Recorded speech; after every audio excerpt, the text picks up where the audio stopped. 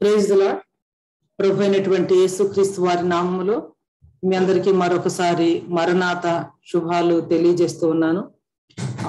Eschatology భవిష్యత్ శాస్త్రము చదువుతూ ఉన్న కొద్దీ దేవుని వాక్యాన్ని మరి ప్రకటన గ్రంథం ఆధారంగా చాలా డీప్ గా స్టడీ చేస్తున్న కొద్దీ నాకు చాలా బలంగా ఏమనిపిస్తుందంటే మన విమోచన దినం ఎంతో దూరంలో లేదు. I'm more and more convinced that the day of our redemption fully is not too far. పౌలు గారు అన్నారు, దృశ్యమైనవి అనిత్యములు, అదృశ్యమైనవి నిత్యములు. సో మనం అదృశ్యమైనటువంటి వాడబారినటువంటి మహిమ రాజ్యం కోసం ఎదురు చూస్తా ఉన్నాం. 2 పేతురు పత్రిక 3వ అధ్యాయంలో పేతురు గారు ఏమంటారంటే, ఇప్పుడున్నటువంటి భూమి గాని ఇవన్నీ కూడా గతించిపోతాయి. ఆ దినమున ఆకాశములు మహాధ్వనితో గతించిపోవును, పంచభూతములు మిక్కుటమైన వేండ్రముతో లయమైపోవును, భూమియు దాని మీద కృత్యములన్నీ కూడా కాలిపోతాయి. ఆకాశములు రవులుకొని లయమైపోవునట్టు, పంచభూతములు మహావేంద్రంతో కరిగిపోవునట్టు దేవుని దినపు రాకడ కొరకు కనిపెట్టుచు దానిని అపేక్షించుచు.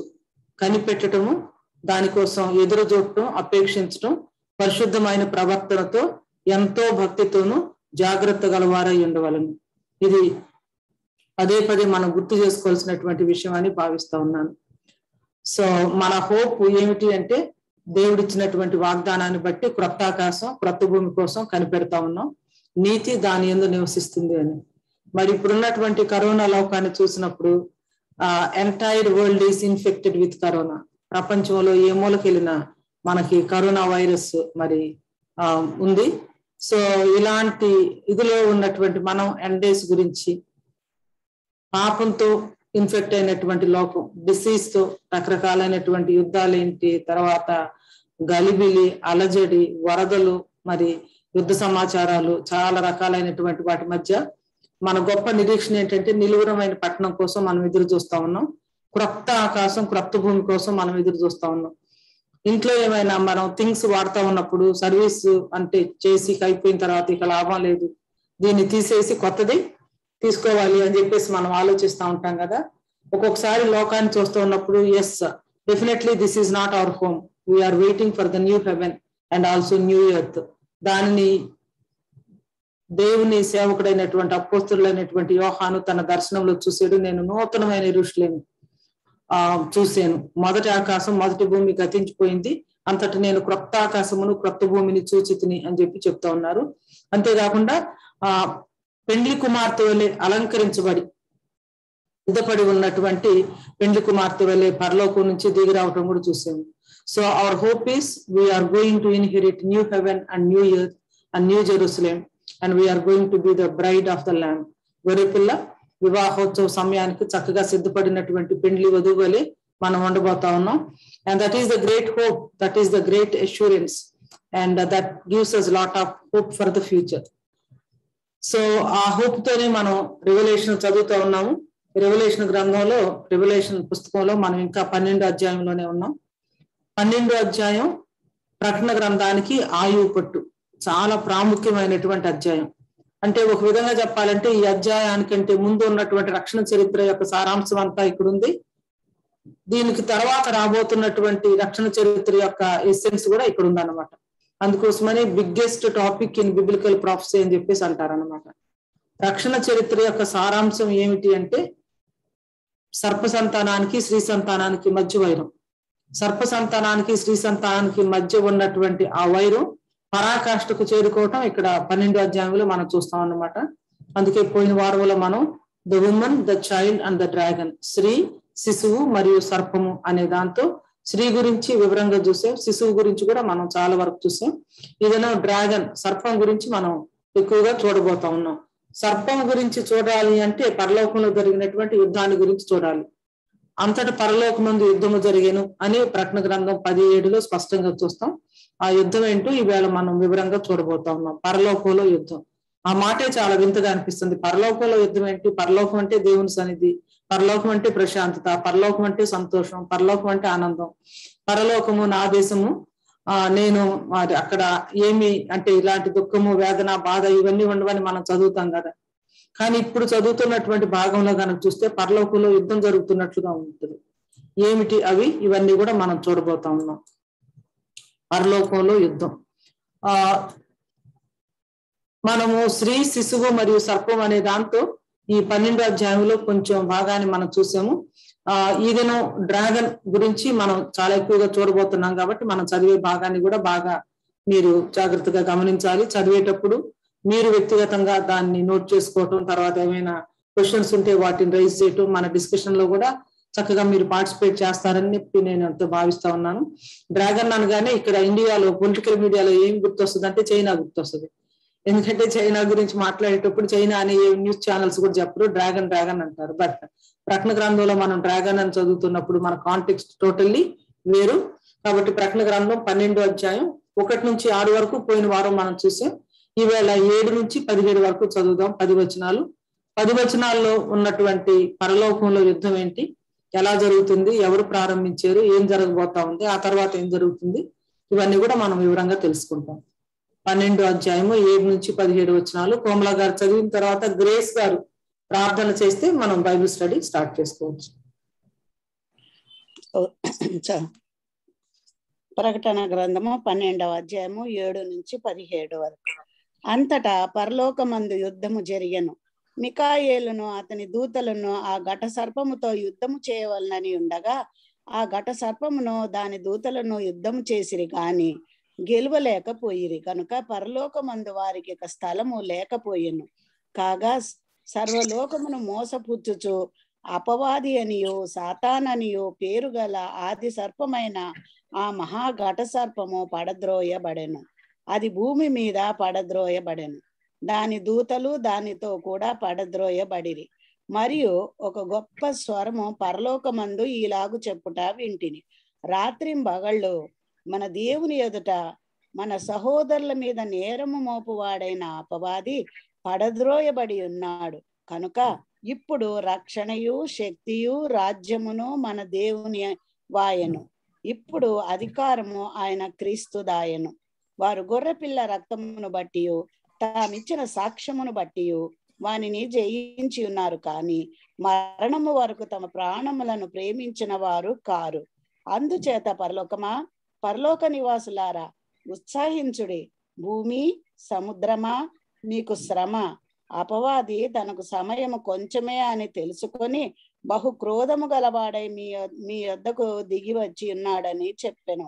ఆ ఘట సర్పము తాను భూమి మీద పడద్రోయబడి ఉండుట చూచి ఆ మగ శిశువును కనిన స్త్రీని హింసించెను.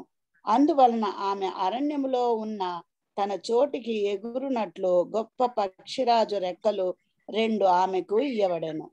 అచ్చట ఆ సర్ప ముఖమును చూడకుండా ఆమె ఒక కాలములు అర్ధకాలము పోషింపబడును.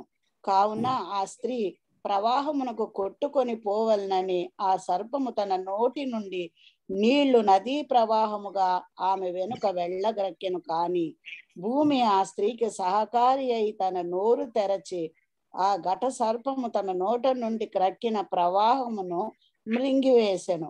అందుచేత ఆ ఘట సర్పము ఆగ్రహము తెచ్చుకొని దేవుని ఆజ్ఞలు గైకొనుచు యేసును గూర్చి సాక్ష్యం ఇచ్చుచూ ఉన్న వారైన ఆమె సంతానములో శేషించిన వారితో యుద్ధము చేయుటకై బయలువెడలి సముద్ర తీరమున నిలిచెను. దేవుడి వాక్యమును దీవించును గాక. ఆమేన్. ఆమేన్.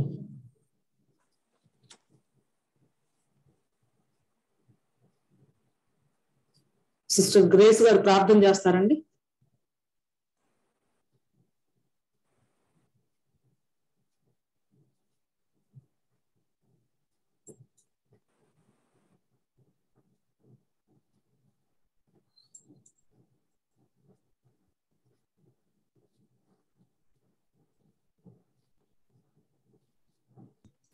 గ్రేస్ ఆంటీ ప్రేయర్ చేయండి.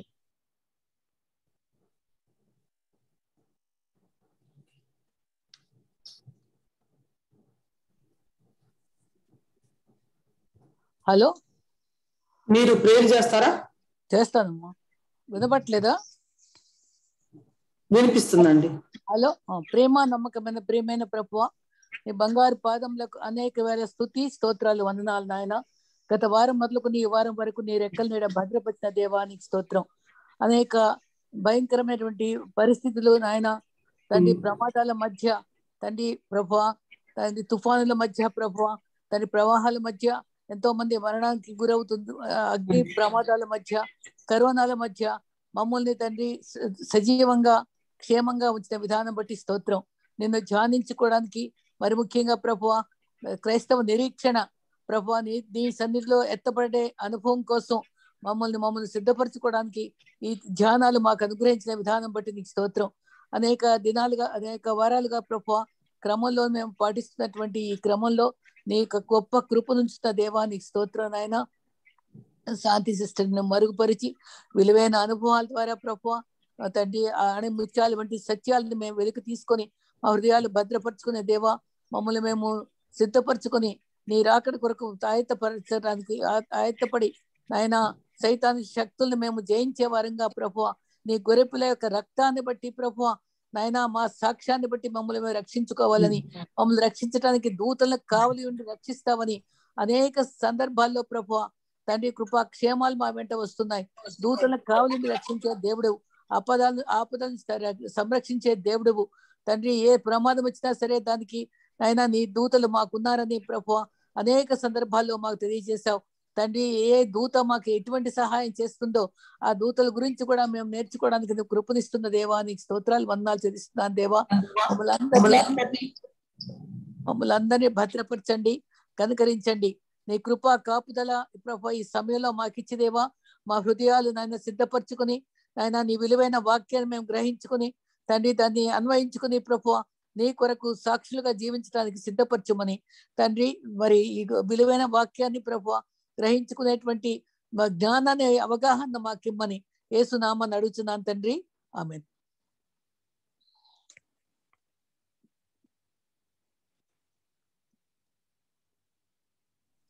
అన్మ్యూట్ చేసుకున్నది.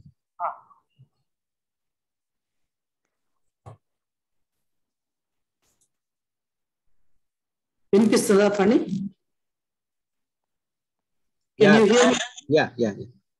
అక్క.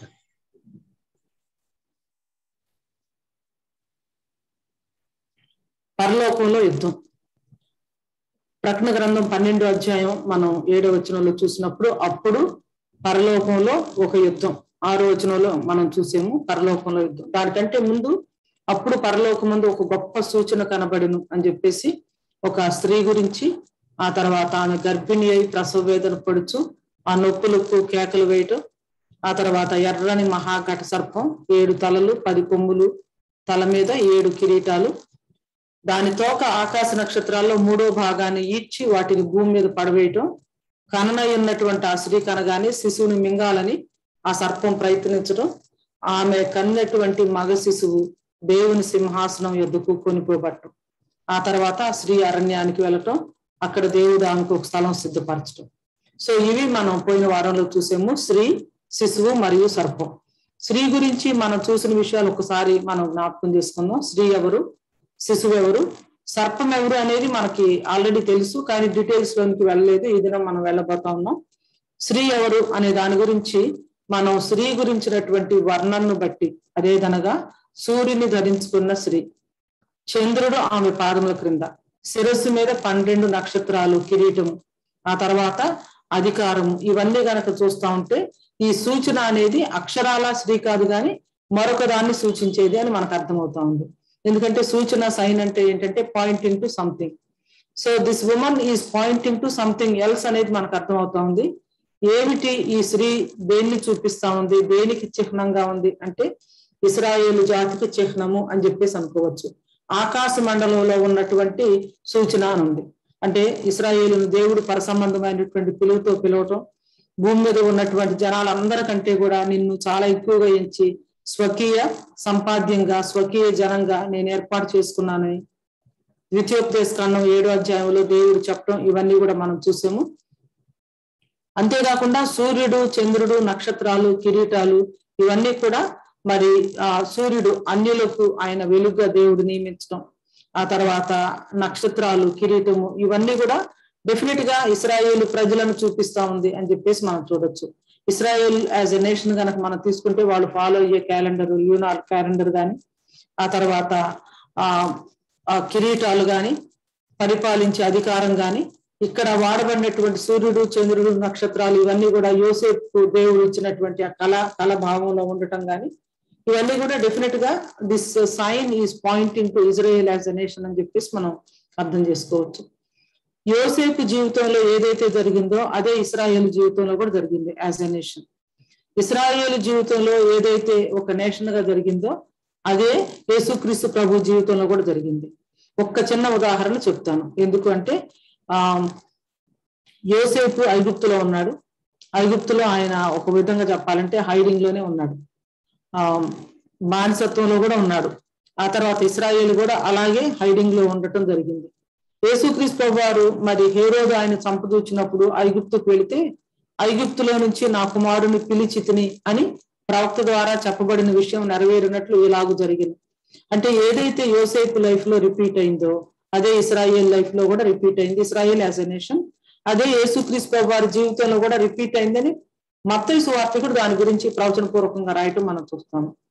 అంతేకాకుండా ఇస్రాయేలుకు రాజ్యం ఉందని, అధికారం ఉందని, వాళ్ళు రాజ్యాన్ని పరిపాలిస్తారని వారికి తెలుసు. అందుకనే యేసుక్రీస్తు వారు పునరుద్ధరణ వెళ్ళేటప్పుడు వారు కూడి వచ్చినప్పుడు ప్రభువా ఈ కాలమందు ఇశ్రాయేలునకు రాజ్యము మరలా అనుగ్రహించదవా అని ఆయన అడుగుతారు.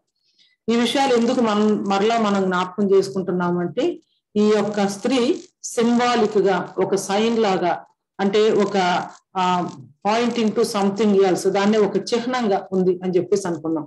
ఆ చిహ్నం ఏమిటి అంటే ఇశ్రాయేలు యొక్క జాతి చిహ్నము అని. అంతేకాకుండా శిశువు గురించి కూడా మనం చూసాము. ఏలయనగా మనకు శిశువు పుట్టెను. ఈ శిశువు ఎవరు అంటే ఆ శిశువు. ఇక్కడ చాలా మంది అబ్జెక్షన్ ఏం రైజ్ చేస్తారంటే పాస్ట్, ప్రజెంట్, ఫ్యూచర్ అన్ని కూడా మిక్స్ చేసినట్లుగా ఉంది కదా. శిశువు పుట్టడం ఉంది, వెంటనే మళ్ళా దేవుని సింహాసనం దగ్గర కొనిపోబట్టడం జరిగింది. ఆయన జీవితము పరిచర్య ఏమిటి ఇదంతా లేదు కదా అని అంటారు. కరెక్టే. కానీ ఈ 12th చాప్టర్ రక్షణ చరిత్ర యొక్క సారాంశం అంటున్నాం కాబట్టి దానిలో కొన్ని ఘట్టాలు మాత్రమే మనకున్నాయి. అన్ని కూడా జరిగిందంతా మళ్ళా యాస్టేజ్ గా ఇక్కడ రీక్యాప్ అయ్యలేదు, లేకపోతే రీక్యాప్చులేట్ చేయబడలేదు. ఈ శిశువు ఎవరు అంటే దానికి ఇదే మీకు ఆనవాలు. ఒక శిశువు పొత్తిగుడ్డలతో చుట్టుబడి. ప్రకటన గ్రంథంలో చూస్తున్నటువంటి శిశువు గురించి మనం చూసినప్పుడు ఆల్రెడీ నీకును స్త్రీకిని నీ సంతానమునకు ఆమె సంతానమునకును ఆది కాండంలో ఉన్నది గుర్తొస్తుంది. కాలం పరిపూర్ణమైనప్పుడు ఆయన లోకంలో జన్మించడానికి మునుపు ఏలయనగా మనకు శిశువు పుట్టిన అని ఆయన గురించినటువంటి ప్రవచనం ఉంది. ఆ తర్వాత కాలం సంపూర్ణమైనప్పుడు పుట్టినటువంటి ఆ శిశువు పొత్తిగుడ్డలతో చుట్టబడి తొట్టిలో పండుకొని ఉండటం చూడటం ఉంది. గొల్లలు చూశారు. ఆ తర్వాత తొట్టిలో పండుకొని ఉన్న శిశువును చూచిరి. వారు చూచి ఈ శిశువుని గురించి తమతో చెప్పబడిన మాటలు ప్రచురం చేసిరి. మీరు గమనించుంటారు, బర్త్ నెరేటివ్స్ లో శిశువు శిశువు శిశువు అనే మాట చాలా సార్లు వస్తుంది. హేరోదు శిశువును చంపదూస్తున్నారు కాబట్టి నీవు తల్లిని శిశువును తీసుకొని ఐగుప్తు వెళ్ళని దేవదూత చెప్పడం కూడా మనం చూస్తాము. కాబట్టి ఇక్కడ ఏ మాట అయితే ఉందో ఆ మాట పాత నిబంధనలో మరి యెషయా గ్రంథంలోనూ ఉంది, సువార్తల్లో కూడా ఉంది చాలా స్పష్టంగా. కాబట్టి ఈ శిశువు క్రీస్తు బాలుడు అనేది మనకి చక్కగా అర్థమవుతుంది. అయితే సమస్త జనములను ఇనుప దండముతో ఏలనయ్యున్న ఒక మగ శిశువును కనగానే సమస్త జనాలను ఏలేది ఎవరు? యేసుక్రీస్తు ప్రభువారే కదా. తర్వాత దేవుని సింహాసనం దగ్గరకు యాక్సెస్ ఎవరికి ఉంది? యేసుక్రీస్తు ప్రభువారికే కదా. ఆమె శిశువు దేవుని యొద్దకును ఆయన సింహాసనం యొద్దకును కొనిపోబడును అంటే ఆయన ఆరోహణమై వెళ్ళిపోవటం. ఆయన జన్మ గురించి ఉంది, ఆయన ఆరోహణాన్ని గురించి ఉంది. ఆ 5 వచనంలో ఈ 2 ఈవెంట్స్ కూడా మనం చూస్తామన్నమాట. కీర్తన 2లో ఉన్నట్లు సమస్త జనాలను ఇనుప దండంతో ఏలనయ్యున్నటువంటి. కాబట్టి 12వ అధ్యాయం 2-3 వచనాలు కనుక చూస్తే 2000 సంవత్సరాల క్రితం జరిగినటువంటి చరిత్ర, క్రీస్తు యేసు జన్మ మరియు ఆయన యొక్క ఎసెన్షన్, దేవుని యొక్క సింహాసనం దగ్గరికి ఆయన వెళ్ళటం, ఆయన ఆరోహణాన్ని చూపిస్తుంది. దేవుని యొద్దకును ఆయన సింహాసనం యొద్దకును కొనిపోబడును అనేది ఆయన ఆరోహణం అయితే, అంతకంటే ముందున్నది ఏంటంటే ఆయన యొక్క జన్మ. అయితే ఇక్కడ 3వదిగా మనం ఈ యొక్క సర్పం గురించి చూస్తాం, ఘట సర్పం గురించి చూడబోతున్నాం. దీనిలోనికి వెళ్ళటానికి మునుపు, డిస్కషన్ లోనికి వెళ్ళటానికి మునుపు ఘట సర్పాన్ని గురించి వర్ణన ఏముందంటే ఎర్రని సర్పము అని ఉంది, ఎర్రని ఘట సర్పము అని ఉంది. సూర్యుని ధరించుకున్న ఒక స్త్రీ, ఆ తర్వాత పరలోకంలో ఇంకొక సూచన కనబడిన ఎర్రని మహాఘట సర్పము, ఎర్రని మహాఘట సర్పము. ఈ ఘట సర్పాన్ని ఎర్రని రంగుతో వర్ణించడం జరిగింది. ఎందుకని అనుకుంటా ఉన్నారు. ఎందుకు అని అంటే పోయిన వారంలో మనం దీన్ని జస్ట్ బ్రీఫ్ గా టచ్ చేసాము. ఏదేను వనం నుంచి కల్వరి కొండ వరకు ఈ మార్గం అంతా కూడా రక్త మార్గమే, రక్తమైంది. ఎందుకంటే ఎంతో మంది చనిపోవటం జరిగింది. ఒక విధంగా చెప్పాలంటే ఈ హైవేలో రాబోతున్నటువంటి ఈ సిలువను గురించినటువంటి ఛాయలు ఆయన మరి రక్తపు మరకలుగా మనకు ఇవ్వటం చూస్తాం. అందుకని ఒక ఆయన ఏమంటారంటే రక్షణ చరిత్ర యొక్క సారాంశం ఏంటంటే హతసాక్ష్యము. ఈ సర్ప సంతానానికి స్త్రీ సంతానానికి మధ్య వైరంలో చాలా చోట్ల ఫైట్ ఇంటెన్స్ గా ఉన్నప్పుడు బ్లడ్ యొక్క గుర్తులు మనం చాలా స్పష్టంగా చూస్తాము. ఏదేను వనంలోనే మనం బయటకు వచ్చిన తర్వాత ఆది కుటుంబంలోనే మనం కయ్యను హేబెలును చంపటము, రక్తం భూమి నుంచి మొరపెట్టడం, హేబెలు యొక్క స్వరం మాట్లాడటం, ఇవన్నీ కూడా చూస్తాము. సో ఎర్రని ఘట సర్పం అని చెప్పేసి ఎందుకంటున్నామంటే రక్తాన్ని చిందించడానికి, అనేకులను చంపటానికి ప్రేరేపించడం. సో అంటే ఒక విధంగా చెప్పాలంటే రక్త పిపాసి అంటారే అలా. సో రక్తం చిందించబడటానికి కారణం అయింది కాబట్టి ఎర్రని మహాఘట సర్పం అని చెప్పేసి మనం చూస్తాము. ఈ ఎర్రని మహాఘట సర్పమే అపవాది, అపవిత్ర త్రిత్వంలో ఉన్నటువంటి ప్రధానమైనటువంటి ఆది సర్పం ఘట సర్పం. ఈ ఘట సర్పం తన యొక్క అధికారాన్ని ఇచ్చే అంచుక్రీస్తు గురించి, అంచుక్రీస్తుతో కలిసి పనిచేసే అబద్ధ ప్రవక్త గురించి మనం చాలా స్పష్టంగా చూసాము. ఈ రోజున మరి ఎర్రని ఘట సర్పాన్ని గురించి మనం చూడబోతున్నాం. ఎర్రని ఘట సర్పం యొక్క పేర్లు ఏంటి, ఘట సర్పం యొక్క ఉనికి గురించి మనకి ఏం తెలుస్తా ఉన్నాయి, అసలు ఎక్కడి నుంచి ఈ ఘట సర్పం వచ్చింది, ఎవరు ఈ ఘట సర్పం, తర్వాత ఘట సర్పం యొక్క స్వభావం ఏంటి, ఘట సర్పం చేసిన పనులేంటి, పరలోకంలో యుద్ధం జరగటానికి కారణం ఏంటి, ఈ యుద్ధంలో ఘట సర్పానికి ఏం జరిగింది, ఆ తర్వాత ఏం జరిగింది, ఇవన్నీ కూడా మనం చూడబోతా ఉన్నాం. అంతటి పరలోకమందు యుద్ధము జరిగిన ఈ యుద్ధం ఎలా ప్రారంభమైంది, ఎవరు ప్రారంభించారు, ఎందుకు ప్రారంభించారు, ఎవరి మధ్య జరుగుతుంది, ఈ యుద్ధంలో ఆయుధాలు ఏంటి, తర్వాత ఈ యుద్ధం యొక్క ఎండ్ ప్రోడక్ట్ ఏంటి, ఏం జరిగింది అంతంలో, ఇది ప్రారంభంలో యుద్ధమా లేకపోతే అంతంలో యుద్ధమా, పరలోకంలో ప్రారంభమైందా భూమి మీద ప్రారంభమైందా, ఇవన్నీ కూడా మనము వివరంగా చూడబోతా ఉన్నాం. మనకి తెలిసిన విధంగా రక్షణ చరిత్ర యొక్క సారాంశం స్త్రీ సంతానానికి సర్ప సంతానానికి మధ్య వైరము అని చెప్పేసి మనం అనుకున్నాం. కాబట్టి ఏదైనా వనంలో నుంచి బయటకు వస్తూ ఉన్నప్పుడే మరి ఆదాము హవ్వలకు తెలుసు ఈ యొక్క ఘట సర్పం యొక్క తల ఒక దినాన చితకు కొట్టబడిపోతా ఉందని, తమ సంతానంలో నుంచి వచ్చే మరి స్త్రీ సంతానమే సర్పం యొక్క తలను చితకు కొడతాడని. ఇక్కడ మనం చూసేది ఏంటంటే చాలా అంటే మెగా బ్యాటిల్ అన్నమాట, చాలా పెద్ద అద్భుతమైనటువంటి పోరాటం, గొప్ప సూచన, మహాసూచన, మహాఘట సర్పము, మహాపోరాటం, అన్ని కూడా మెగా మెగా మెగా అనే ఈవెంట్స్ మనం చూస్తాం అన్నమాట.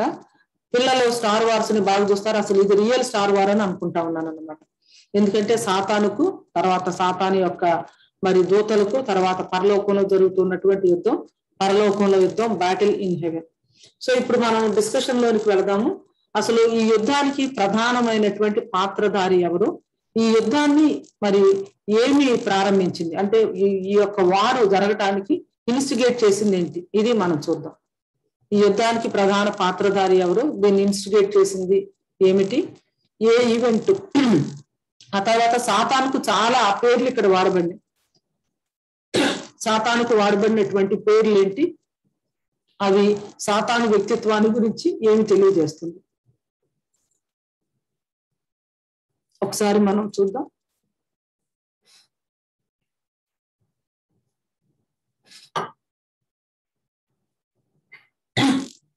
సింపుల్ క్వశ్చన్ గా సాతానుకు చాలా పేర్లు ఈ భాగంలో రాయబడినవి, దాంతో ప్రారంభిద్దాం. సాతానుకు వాడబడినటువంటి పేర్లు ఏంటి? అపవాది, సాతాను, మహాఘట సర్పము, మహాఘట సర్పం,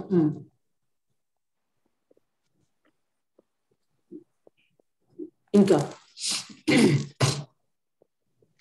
ఆది సర్పం, ఎస్ అండి. The great dragon, the great dragon,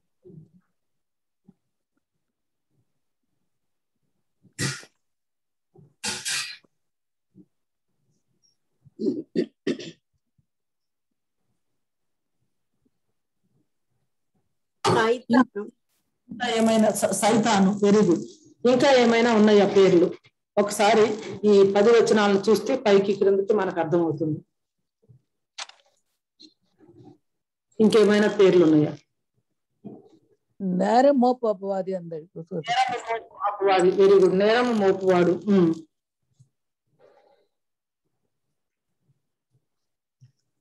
నేరం మోపువాడు.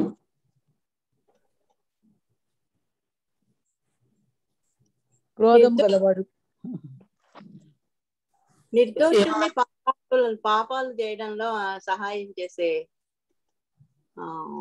శత్రువు. పాపము చేయటంలో ప్రేరేపించే అందా శత్రువు. పాపాన్ని చేయటానికి ప్రేరేపించే శత్రువు.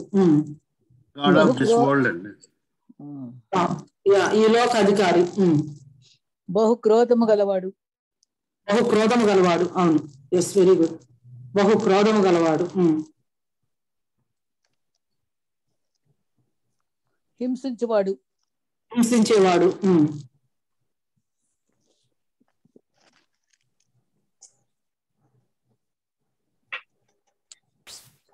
9వ వచనంలో చూడండి ఏముందో ఒక పేరు.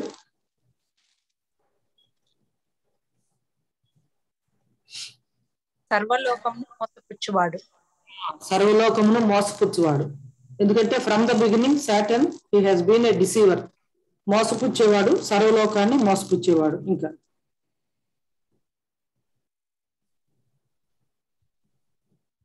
చాలా కోపిష్టి. కోపిష్టి, అవును. క్రోధము గలవాడే అని ఉంది కదా, కోపిష్టి. అపవాద పిశాచం. అపనంద పిశాచం అని ఉంది వాడుక భాషలో. నేరం మోపువాడు అనుకున్నాం కదా. నేరం మోపువాడు అంటే అపనింద పిశాచం అని. అవును.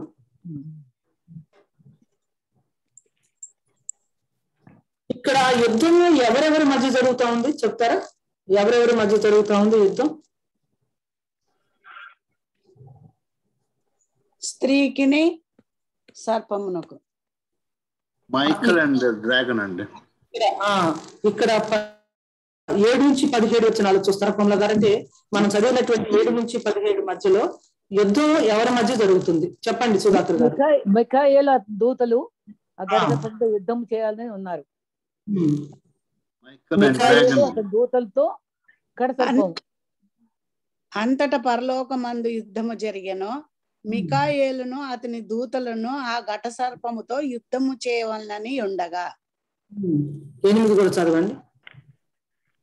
ఆ ఘట సర్పమును దాని దూతలను యుద్ధము చేసిరి గాని గెలవలేకపోయిరి గనక పరలోకమందు వారికి స్థలము లేకపోయాను. ఓకే, ఈ 2 వచనాలు బాగా గమనించండి. ఇప్పుడు మిఖాయేలును అతని దూతలకును ఘట సర్పముకు యుద్ధము జరిగింది. అంటే ఒకవైపు ఏమో మిఖాయేలు అతని దూతలు ఉన్నారు, రెండో వైపు ఏమో ఘట సర్పము అతని దూతలు ఉన్నారు. 8వ వచనాన్ని గమనిస్తే ఆ ఘట సర్పమును దాని దూతలను యుద్ధము చేసి దూతలు ఉన్నారు, వాళ్ళు గెలవలేకపోయినారు. సర్పానికి దూతలు ఉన్నారు, అటు మిఖాయేలుకి దూతలు ఉన్నారు. కాబట్టి అది మనం జాగ్రత్తగా గమనించాలి. ఇక్కడ వాడబడినటువంటి పదాలను గమనిస్తే ఈ యుద్ధం చేస్తుంది దేవుడు కాదు, ఆయన సింహాసనం మీద ఆసీనుడై ఉన్నాడు. అసలు సాతాను దేవునికి ఆపోజిట్ కాదు, ఎందుకంటే సాతాను చాలా తక్కువ దేవుని కంటే కదా.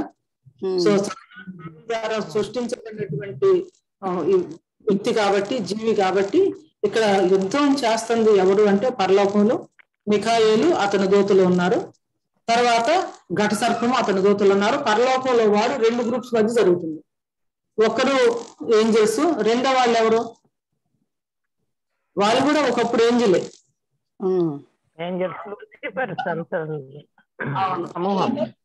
అవును, సమూహం. తర్వాత పతనం అవటం. వాని అనుచరులు. ఇప్పుడు సాతాను కూడా ఫాలోయింగ్ ఉందంటారా?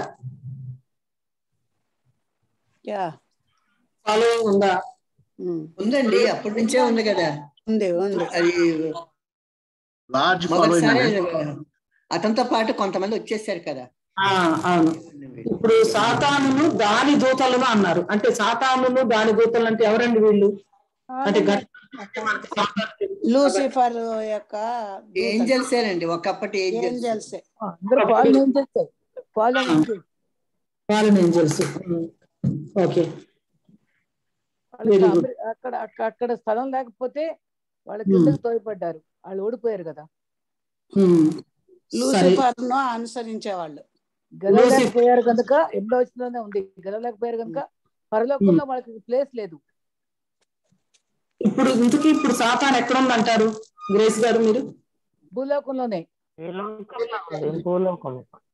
ఓకే, మధ్య ఆకాశంలోను భూలోకంలోనూ ఉందండి. దాన్ని యాక్సెస్ ఉందండి, ఆ పరలోకానికి వెళ్ళడానికి కూడా యాక్సెస్ ఉంది లూసిఫర్ కి. యోగ విషయంలో మరి పరలోకానికి వెళ్ళి అడుగుతుంది కదా. అది మొదట్లో ఇది పడక ముందు వెళ్ళి ఉంది అక్కడ రాసింది కదండి. తర్వాత లేదు ఇప్పుడు. దేవుని దగ్గర మాట్లాడుతూ ఉంటది అందరి గురించి, చెడు మాట్లాడుతుంది.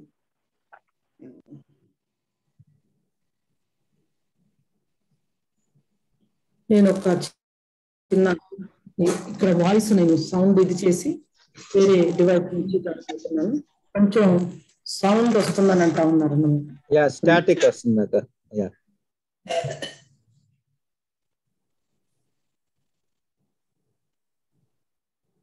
Recording in progress.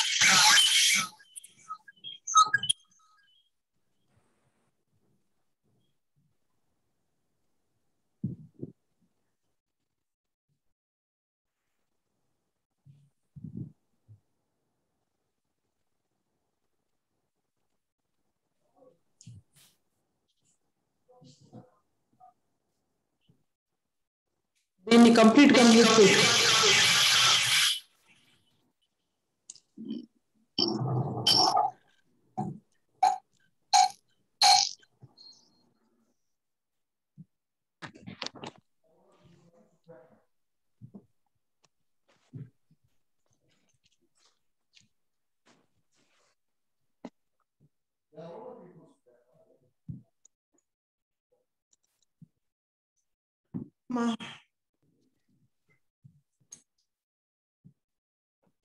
Cell phone నుంచి మాట్లాడుతున్నాం పండి, క్లియర్ గా ఉందా? అక్క ఇంకొకటి ఆఫ్ చేశాను అక్క, మ్యూట్ చేశాను. అది మ్యూట్ చేసి అంటే కొంచెం లోలో వస్తుంది అక్క వాయిస్, బట్ అదర్వైజ్ ఫైన్. అయితే నేను ఇంకా కొంచెం వాల్యూమ్ పెంచుతాను. అయితే అక్క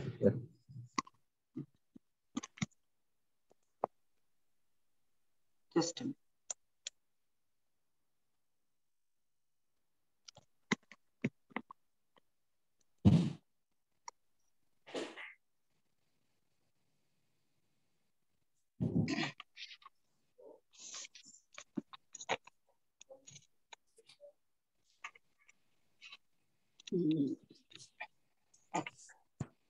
సో సాతాను అతని దూతలు అని చెప్పేసి అన్నాం కదా.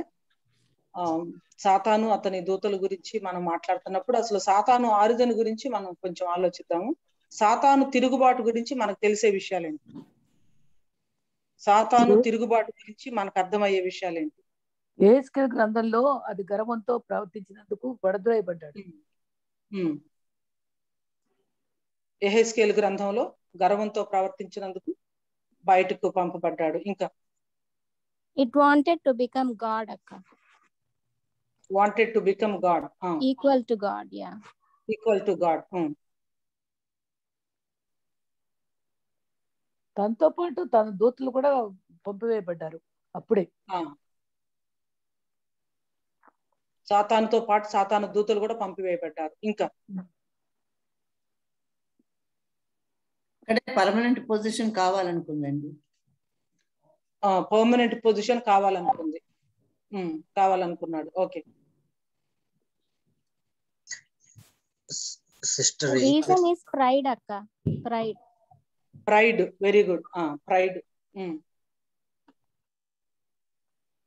అతనికి జీసస్ క్రైస్ట్ అంటే చాలా కోపం అండి. ఆయన సాల్వేషన్ ఆయన ద్వారా వస్తుందని. యేసుక్రీస్తు మీద తిరుగుబాటు చేసింది. అవును.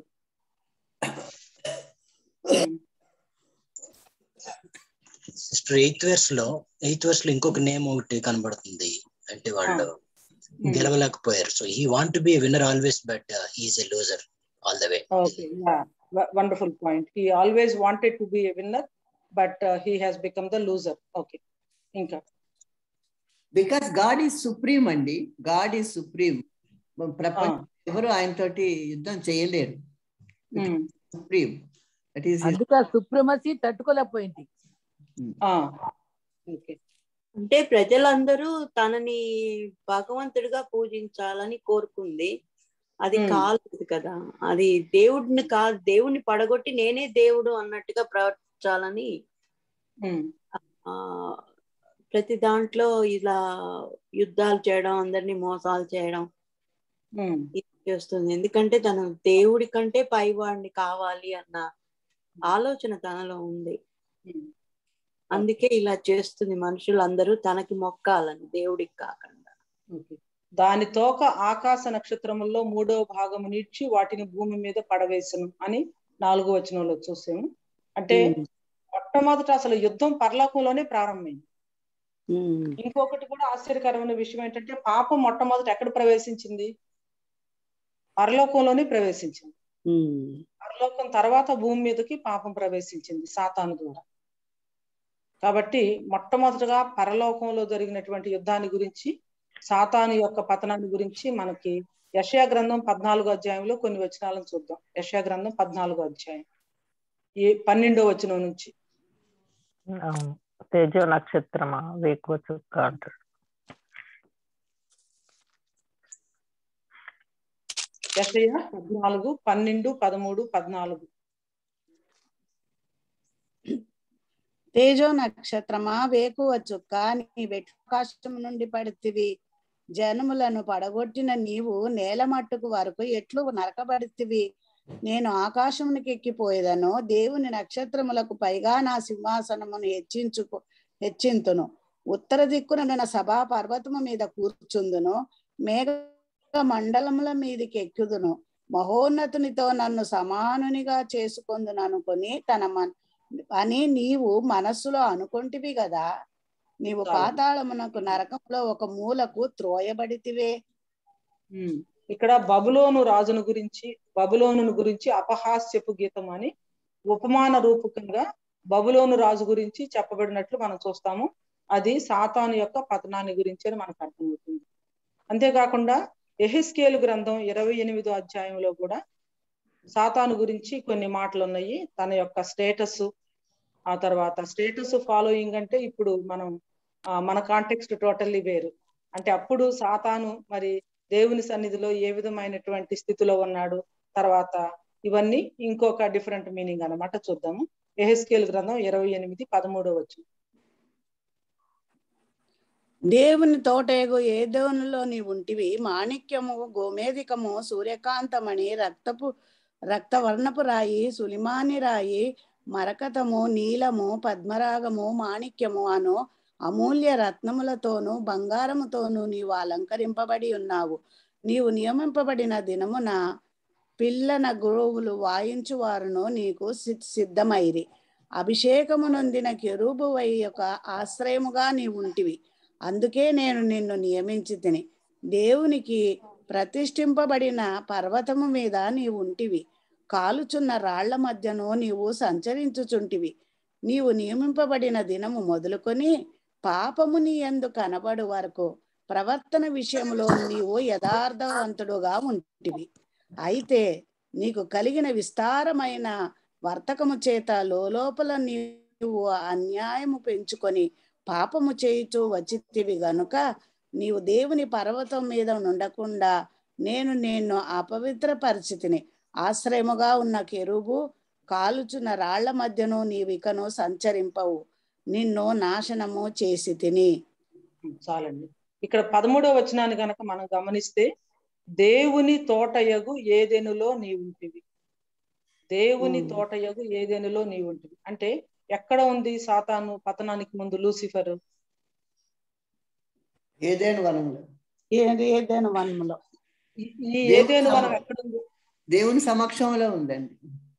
దేవుని సమక్షంలో ఉంది. పరలోకంలో దేవుని సమక్షంలో ఉంది అని చెప్పేసి అనుకోవచ్చు. అభిషేకించబడిన కెరూబని, అధికారం కలిగినటువంటి వ్యక్తి అని, కాలుచున్న రాళ్ల మధ్య ఉన్నాడని, ఆ తర్వాత ప్రవర్తన విషయంలో యథార్థంగా ఉన్నాడని కొంతకాలం వరకు, ఆ తర్వాత సౌందర్యాన్ని చూసుకొని గర్వించి, తేజస్సును చూసుకొని జ్ఞానాన్ని చెరుపుకొని ఇంకా ఆ తర్వాత దేవుని సన్నిధిలో నుంచి త్రోసివేయబడినట్లుగా మనం చూస్తాము. ఇప్పుడు మనం ఒకటే ఆలోచించాలి, సాతాను పాపం చేసిన తర్వాత ఎక్కడికి వెళ్ళాడు అంటే ఎక్కడికి త్రోసివేయబడ్డాడు అంటే సాతాను స్థానం ఎక్కడుంది? పరలోకంలో కూడా ఉందండి, భూలోకంలో కూడా ఉంది. భూలోకంలో ఉంది, పరలోకంలో కూడా ఉంది, ఇంకా పాతాళంలో కూడా ఉందండి. పాతాళంలో కూడా ఉంది. ఇంకా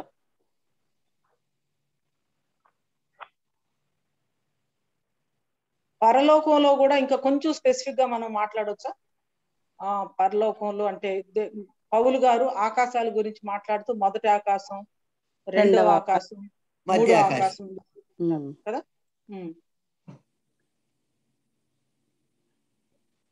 అంటే మధ్య ఆకాశంలో ఉందన్నమాట అండి. అది అక్కడ మెయిన్ గా స్థావరాన్ని ఏర్పాటు చేసుకొని, అయితే దేవుని సన్నిధికి వెళ్తానే ఉంది, యాక్సెస్ ఉంది, దేవుని సన్నిధికి వెళ్ళటం జరుగుతానే ఉంది. సాతాను దేవుని సన్నిధికి వెళ్తా ఉన్నాడు అనే దానికి మనకి ఆధారం దేవుని వాక్యంలో నుంచి ఎక్కడ దొరుకుతుంది? యోబు గ్రంథంలో. యోబు గ్రంథంలో దొరుకుతుంది.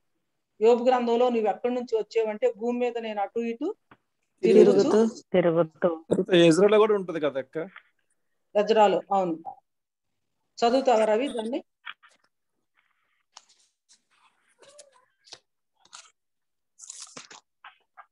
అది ఏ విషయం మీద నేరమొప్పుతూ ఉంటుంది అక్క, నీ బట్టలు అవన్నీ. అది జకరియా గ్రంథంలో కదా. మలిన వస్త్రాలు ధరించే, నీ వస్త్రాలు మలినంగా ఉన్నాయని చెప్పేసి చేయటం, అది జకరియా గ్రంథంలో కదా. అవునక్క, జకరియా గ్రంథంలో. సో మనం ఏమనుకుంటామంటే సాతాను పాతాళంలో బంధించబడ్డాడు అని చెప్పేసి అనుకుంటాం, ఇంకా జరగలేదు. అది సాతానుకి పనిష్మెంట్ పూర్తి స్థాయిలో రాలేదు, దేవుని సన్నిధిలో ఉండకుండా త్రోసివేయబడ్డాడు అంతే. కానీ దేవుని సన్నిధికి వెళ్తానే ఉన్నాడు, మాట్లాడుతానే ఉన్నాడు, చేసే పనులన్నీ చేస్తానే ఉన్నాడు.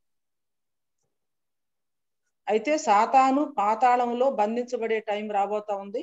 పాతాళం నుంచి పూర్తిగా నరకం, అగ్నిగుండంలో వేయబడే టైం కూడా రాబోతా ఉంది. అయితే అది ఇంకా రాలేదు. ఇప్పుడు ఒక విషయాన్ని మనం ఆలోచిద్దాము. సాతాను పాపం చేసినప్పటికీ కూడా దేవుని సన్నిధికి వెళ్తానే ఉన్నాడు, మాట్లాడుతానే ఉన్నాడు, వస్తానే ఉన్నాడు. దేవుని సన్నిధికి వెళ్ళి ఏం చేస్తా ఉన్నాడు సాతాను? అందరి మీద మాట్లాడి చెప్తున్నాడండి. అందరి మీద చెప్తున్నాడు. ఎవరి మీద చెప్తున్నాడండి? అంటే నమ్మిన వాళ్ళని గురించి, ఎక్కువగా విశ్వాసం ఉన్న వాళ్ళ గురించి చెప్తున్నాడండి. వాళ్ళని పడద్రోయాలని చెప్తున్నాడు. అంటే దేవుని దగ్గర విశ్వాసుల గురించి, సహోదరుల గురించి ఏం చెప్తా ఉన్నాడు? వారి మీద లోపాలను ఎత్తి చూపిస్తున్నాడు. అది కరెక్ట్ గా సహోదరుల మీద నిందను మోపుతా ఉన్నాడు అని ఉంటుంది. మన సహోదరుల మీద నిందను మోపుతున్నటువంటి అపవాది అని. ఒక తండ్రి ఉన్నాడు అనుకుందామండి, 10 మంది పిల్లలు. ఆ 10 మంది పిల్లల్లో ఒకడు చాలా చెడ్డోడైపోయి ఇంట్లో నుంచి బయటకు వెళ్ళాడు. అన్ని రకాల బ్యాడ్ హ్యాబిట్స్ నేర్చుకున్నాడు. ఎంతగా పతనం అవ్వాలో అంతగా పతనం అయ్యాడు. కానీ అప్పుడప్పుడు ఇంటికి వస్తా ఉంటాడు. ఇంటికి వచ్చి అక్కడ నిలవబడి తండ్రిని నానా విధాలుగా దూషిస్తా ఉంటాడు. తండ్రి ఒకవేళ మిగిలినటువంటి వాళ్ళు వాడి మీద ఏదైనా చేయి చేసుకోవాలన్నా కూడా వద్దు, ఊరుకోండి అని చెప్పేసి అంటాడు. అది ఏం చూపిస్తా ఉందండి? తండ్రి ప్రేమను చూపిస్తుందా, లేకపోతే తండ్రి యొక్క క్యారెక్టర్ ని చూపిస్తా ఉందా? ఏం తెలియపరుస్తా ఉంది? అలాంటిది మనం చూస్తాం కదా భూమి మీద కూడా కొన్నిసార్లు. చాలా బ్యాడ్ ఉంటాడు కుమారుడు వచ్చి వాడు ఇంకా మారడు, వాడిని వదిలేసేయని చెప్తున్నాడండి తండ్రి. వాడు ఇంకా మారడు, వదిలేసేయండి. ఇంకా టైం వచ్చినప్పుడు వాడే పనిష్మెంట్ పొందుతాడు. ఇక్కడ సాతాను ఇంతగా మరి దేవుని మీద, అనేకుల మీద అపనిందలు వేయటము, దేవుని యొక్క క్యారెక్టర్ ని మరి తీసుకొని వాళ్ళు అట్లా ఇట్లా అయినా కూడా నువ్వు వాళ్ళని ఏం చేయటం లేదు, నువ్వు న్యాయవంతుడు అయితే ఎట్లెందుకు చేయాలి, ఇవన్నీ కంటిన్యూస్ గా ఆ సహోదరుల మీద నిరంతరము అపనిందలు వేయటం. ఇదే కానీ యేసు ప్రభువుని ఏం చేసిందండి? యేసు ప్రభువుని కూడా శోధించింది కదండి వచ్చి. అంటే పరలోకంలోనండి, పరలోకంలో ఏమైనా చేసిందా? పరలోకంలో యేసుక్రీస్తు ప్రభువుని ఏం చేయలేదు. భూమి మీద ఉన్నప్పుడు మాత్రం ఆయన శోధించింది, శోధించి ఆయన చంపాలని కూడా చూసింది. తర్వాత దేవుని సన్నిధిలోనికి వెళ్ళి ఆయనకి కంప్లైంట్స్ అన్ని చేస్తా ఉన్నారు. భూమి మీద అందరినీ పాపం చేయటానికి ప్రేరేపిస్తా ఉన్నాడు. సో చెప్పండి brother. Small analogy how it operates అన్నమాట. ఒకసారి Satan was so much upset that so many people are getting saved. And it had a meeting with 2 top leaders. And Satan asked them how to stop this. Do you have any ideas? I'm giving you some time. And after some time, they both came back. And one leader said that we will proclaim that there is no resurrection. So Satan said, no, I don't think it's already happened. Even Satan believes in that, you cannot prove that. And second lieutenant came and he said that, okay, we will proclaim that actually the whole world belonged to him, not for Jesus, so something like that, and the third one said that it is very effective. He said, we will proclaim, we will tell the people that you can preach, you can sing, you can play instrument, you can do anything, but don't accept Christ as your savior. That's the bottom line. Satan said, yes, that is my mission too, That's a good idea. That is how it operates.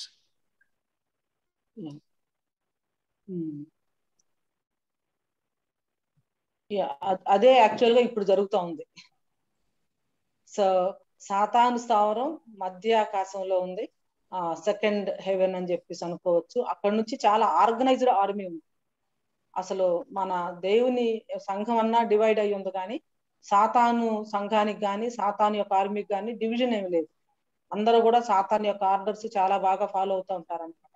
సాతాను ఆర్మీలో ఉన్నటువంటి divisions గురించి మనకు ఎక్కడన్నా ఉందా దేవుని వాక్యంలో? ఎఫ్సీలకు రాసిన పత్రిక 6వ అధ్యాయం కనుక మనం చూస్తే ఎఫ్ఎస్సి 6:12.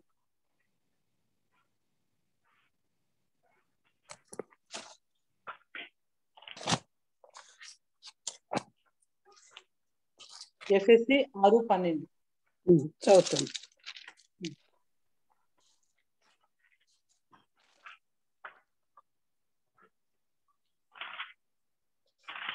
ఏలయనగా మనము పోరాడునది శరీరులతో కాదు, కానీ ప్రధానులతోనూ అధికారులతోనూ ప్రస్తుత అంధకార సంబంధులకు లోకనాథులతోనూ ఆకాశ మండలమందున్న దురాత్మల సమూహములతోనూ పోరాడుచున్నాము.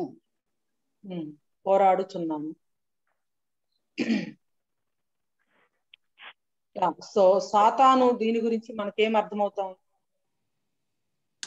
Actually, a spiritual warfare is going on now also on this earth, and it will continue. ఈ దురాత్మలన్నీ విశ్వాసుల మీద పోరాడుతున్నాయి. అక్క, ఒక సేటానిక్ హై ప్రీస్ట్ చెప్పడం నేను విన్నాను. Anyone who doesn't do the will of God is a Satan worshipper అనేది. యా,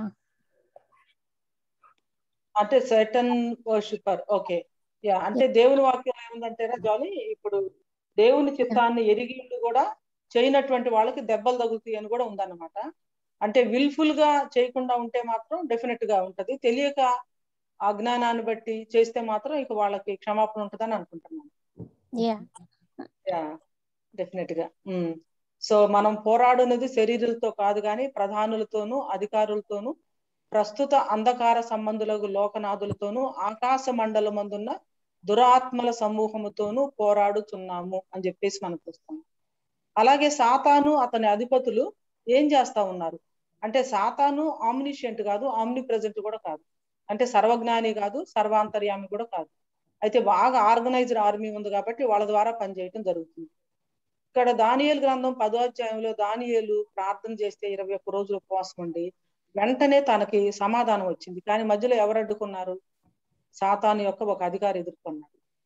దానియేలు గ్రంథం 10వ అధ్యాయము 13వ వచనంలో ఏముందంటే, పారసీకుల రాజ్యాధిపతి 21 దినములు నన్ను ఎదిరించినాను. కాబట్టి Satan has a highly organised army. So వాళ్ళ సహాయంతో పనిచేయటం మనం చూస్తాం అన్నమాట. సో సాతాను స్థావరం మధ్యాకాశంలో ఉందని చెప్పి చూసాము.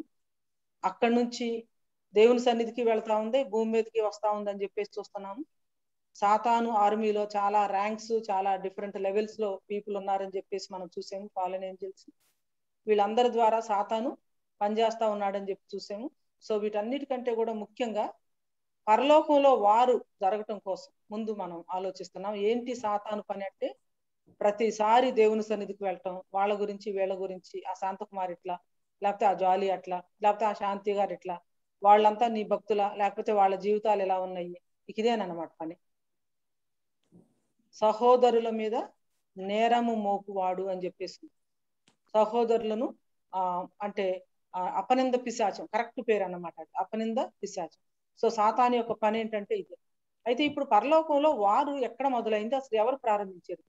ఏమన్నా క్లూ ఉందా టెక్స్ట్ లో? అంతటా పరలోకమందు యుద్ధము కలిగేను అని ఉంటుంది.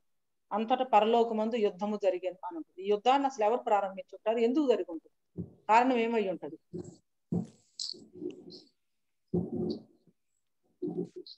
మనకి టెక్స్ట్ లో ఎందుకు యుద్ధానికి కారణం ఏంటి అనేది లేదు, కానీ యుద్ధము జరిగిన అని ఉంటుంది. ఏమై ఉండొచ్చు కారణం?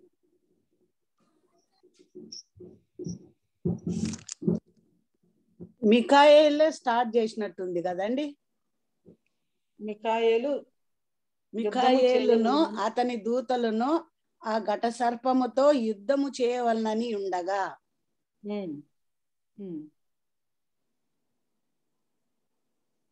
అంటే అక్కడ యుద్ధం మొదలైంది, అప్పుడు వీళ్ళు యుద్ధాన్ని కంటిన్యూ చేస్తున్నారు. అయితే వీళ్ళు గెలవలేకపోయారని అర్థం వస్తుంది. దానికి కారణం ఏమై ఉండొచ్చు? మనకి పోయిన వారం చూసినట్లు 6 వచనాల్లో ఏం జరుగుతుంది? ఆ శిశువు ఎక్కడికి పడటం జరిగింది? దేవుని దగ్గరికి, దేవుడు ఒక స్థలాన్ని సిద్ధపరిచి ఉంచినాడు అంటున్నారు. దేవుని దగ్గరికి వచ్చాడు కదా ఫైనల్ గా. అవును, అంటే యేసుక్రీస్తు ప్రభు వారి యొక్క అసెన్షన్ గురించి మాట్లాడుతా ఉంది. అంతేకాకుండా నేను అనుకుంటున్నాను దీన్ని ట్రిగ్గర్ చేసింది ఏంటంటే ర్యాప్చర్ అయ్యి ఉండొచ్చు. ర్యాప్చర్ గురించి మాట్లాడేటప్పుడు ప్రధాన దూత శబ్దముతోను దేవుని బూరతోను ప్రభు దిగివచ్చును అని ఉంటది కదా. అప్పుడు క్రీస్తు నందుండి మృతులైన వాళ్ళు మొదట లేదురు. మనకి దేవుని వాక్యంలో గబ్రియేల్ ఏమో మెసెంజర్ ఏంజల్ గా చూస్తాము, మిఖాయేల్ ఏమో వార్ ఏంజల్ గా చూస్తాము. సువర్తమానాలు తర్వాత మెసెంజర్స్ ఇవన్నీ తీసుకురావాలంటేనేమో గబ్రియేలు దేవదూత, వారికి సంబంధించి బూర ఊదటం, యుద్ధం చేయటం, ఫైటింగ్, ఇవన్నీ కూడా వారియర్ ఏంజల్ లేదా వార్ ఏంజల్ అని అనొచ్చు అన్నమాట మిఖాయేలు. సో ఇక్కడ ఏమి కారణమై ఉండొచ్చు అని చెప్పేసి కనుక చూస్తే, ఎందుకంటే సంఘము ఎత్తబడిన తర్వాత, ర్యాప్చర్ జరిగిన తర్వాత అంత్యక్రీస్తు ప్రత్యక్షపరచబడటము, అబద్ధ ప్రవక్త రావటము, ఇవన్నీ కూడా జరుగుతూ ఉంది. అంటే ర్యాప్చర్కి జస్ట్ ర్యాప్చర్ అట్లా ఎత్తబడటం, సాతాను అతని దూతలు పూర్తిగా భూమి మీదకి పడద్రోయబట్టడం జరుగుతుంది. ఈ 7 ఏండ్ల కాలంలో ప్రధానంగా భూమి మీద సాతాను, ఘటసర్పము, ఫాలెన్ ఏంజల్స్, అంత్యక్రీస్తు, అబద్ధ ప్రవక్త, తర్వాత మిడతల దండును పోలినటువంటి చాలా మంది అపవిత్రాత్మలు, తర్వాత యూఫ్రటీస్ నది వద్ద బంధించబడినటువంటి ఆ 4 మరి అపవిత్రమైనటువంటి ఆ ఫాలెన్ ఏంజల్స్, ఇదంతా కూడా ఒక పెద్ద రాజ్యం అన్నమాట, ఒక పెద్ద మాఫియా అనుకుంది. ఈ శ్రమల కాలంలో వీళ్ళంతా కూడా ఏలబోతా ఉన్నారన్నమాట. కాబట్టి అంతటా పరలోకమందు యుద్ధము జరిగినట్టే నేను అనుకుంటున్నాను. This might be a response to the rapture. అందుకంటే ఇంతకు ముందు ఆ పరిశుద్ధులు అక్కడ లేరు కాబట్టి వాళ్ళని దూషిస్తా సాతాను చాలా దూషణ మాటలు మాట్లాడుతూ ఉంది. అంటే తను వారిని హింసించడానికి దొరకకుండా పోయారు అన్నట్టుగా. ఒక శత్రువు చేతిలో నుంచి ఎవరైనా తప్పించుకుని వెళ్తే చాలా చెడ్డ మాటలు తిడుతూ ఎలా దూషిస్తూ ఉంటారో అట్లా ఇక్కడ సాతాను మరి సంఘం ఎత్తబట్టాన్ని బట్టి రాప్చర్, ఆ తర్వాత దేవుని యొక్క మరి ఆ బ్రైడ్ ఇదవటాన్ని బట్టి ప్రాబబ్లీ అది ఇన్స్టిగేట్ అవటానికి కారణమై ఉంటది అని చెప్పేసి అనుకుంటాను. Jude 9 చెప్పండి. రిఫరెన్స్ ఒకటి Jude 9 రాసింది. Yet Michael the archangel, when contending with the devil, he disputed about the body of Moses, does not bring against him the railing accusation, but said, the Lord rebuked thee. Actual గా సాతాను ఎంత ఇది చేస్తా ఉన్నా కూడా ఈ warrior angels ఏం మాట్లాడరండి దేవుడు పర్మిషన్ ఇచ్చేంత వరకు కూడా. అక్కడ ఆదాం పరలోకంలో యుద్ధం చేసింది, 1/3 పడేసింది, భూమి మీదకి వచ్చింది, ఆది తల్లిదండ్రులను పడేసింది. ఆ తర్వాత కంటిన్యూస్ గా ఇక అప్పటి నుంచి అందరినీ పడేస్తానే ఉంది. యేసుక్రీస్తు ప్రభు దగ్గరకు వచ్చింది, ఆయన్ని పాపం కోసం చేయాలని అనుకుంది. తర్వాత ఆయన చంపించాలని చెప్పేసి చూసింది. తర్వాత నాకు మ్రొక్కమని చెప్పేసి అంది. నువ్వు దేవుని కుమారుడు అయితే నువ్వు ఇక్కడ నుంచి దూకమని అంది. తర్వాత సాతానుకు బైబిల్ తెలుసా? తెలుసండి. వాక్యం ద్వారానే యేసు ప్రభువును శోధించింది కదా. అవునండి, మనకంటే కూడా సాతానుకు బైబిల్ బాగా తెలుసు. ఎందుకు అంటే యేసుక్రీస్తు ప్రభు వారితోనే దేవుని వాక్యంలో ఉన్నటువంటి విషయాల గురించి మాట్లాడింది. నీవు నీ పాదములకు రాయి తగలకుండా వారు నిన్ను తమ చేతులతో ఎత్తి పట్టుకొందురు. అంటే బైబిల్లో ఏమైతే రాయబడినాయో అన్ని కూడా సాతానుకు బాగా తెలుసు. తన అంతాన్ని గురించి వ్రాయబడిన విషయాలు కూడా తెలుసు. తనకేం జరగబోతుందో అన్ని కూడా తెలుసు. అన్ని తెలిసినప్పటికీ కూడా ఇంకా చాలా ధైర్యంతో అందరి మీద అపనింద పిశాచం లాగా నిందలు మోపటం, తర్వాత ఈ విధంగా మాట్లాడటం మనం చూస్తాం. సో ఇప్పుడు పరలోకమందు యుద్ధం జరిగినప్పుడు యాక్చువల్ గా మనకి ఏం జరిగింది అంటే మైకేల్ తర్వాత అతని ఏంజల్స్ యుద్ధం చేసి ఏం చేశారు? సాతాను వాళ్ళు ఓడిపోయారు, సర్పమును అంజర్లు ఓడిపోయారు కాబట్టి కిందకు తోయబడ్డారు. గెలవలేకపోయారు. పరలోకంలో వారికి స్థలం లేదు. 8వ వచనంలో ఉంది దాంట్లో. కానీ వాడు మధ్యాకాశంలో వచ్చినప్పుడు ర్యాప్చర్ అయిన సంఘం అంతా ఉంది కదండి, వాళ్ళు ఏం చేశారు అప్పుడు? వెళ్ళి మనము యాక్చువల్ గా ప్రకటన గ్రంథాన్ని మనం స్టడీ చేసేటప్పుడు క్రోనలాజికల్ గా ఇక్కడ ఈవెంట్స్ లేవు కాబట్టి మనం లాజికల్ గా దీన్ని ఒక ఇదిలో తీసుకొస్తా ఉన్నాం. సో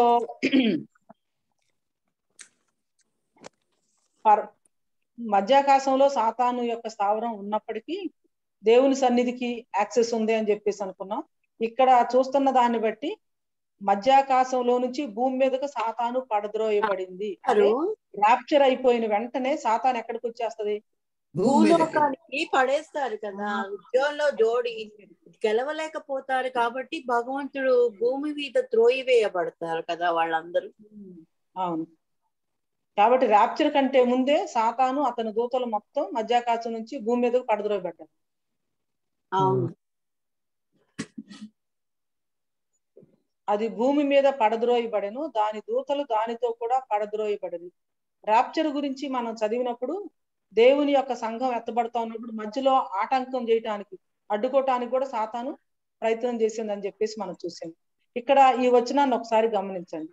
ఆ వచనంలో ఏముందంటే 12వ వచనం ఒకసారి చదువుతారా? వారు గొర్రెపిల్ల రక్తమును బట్టి కాదండి,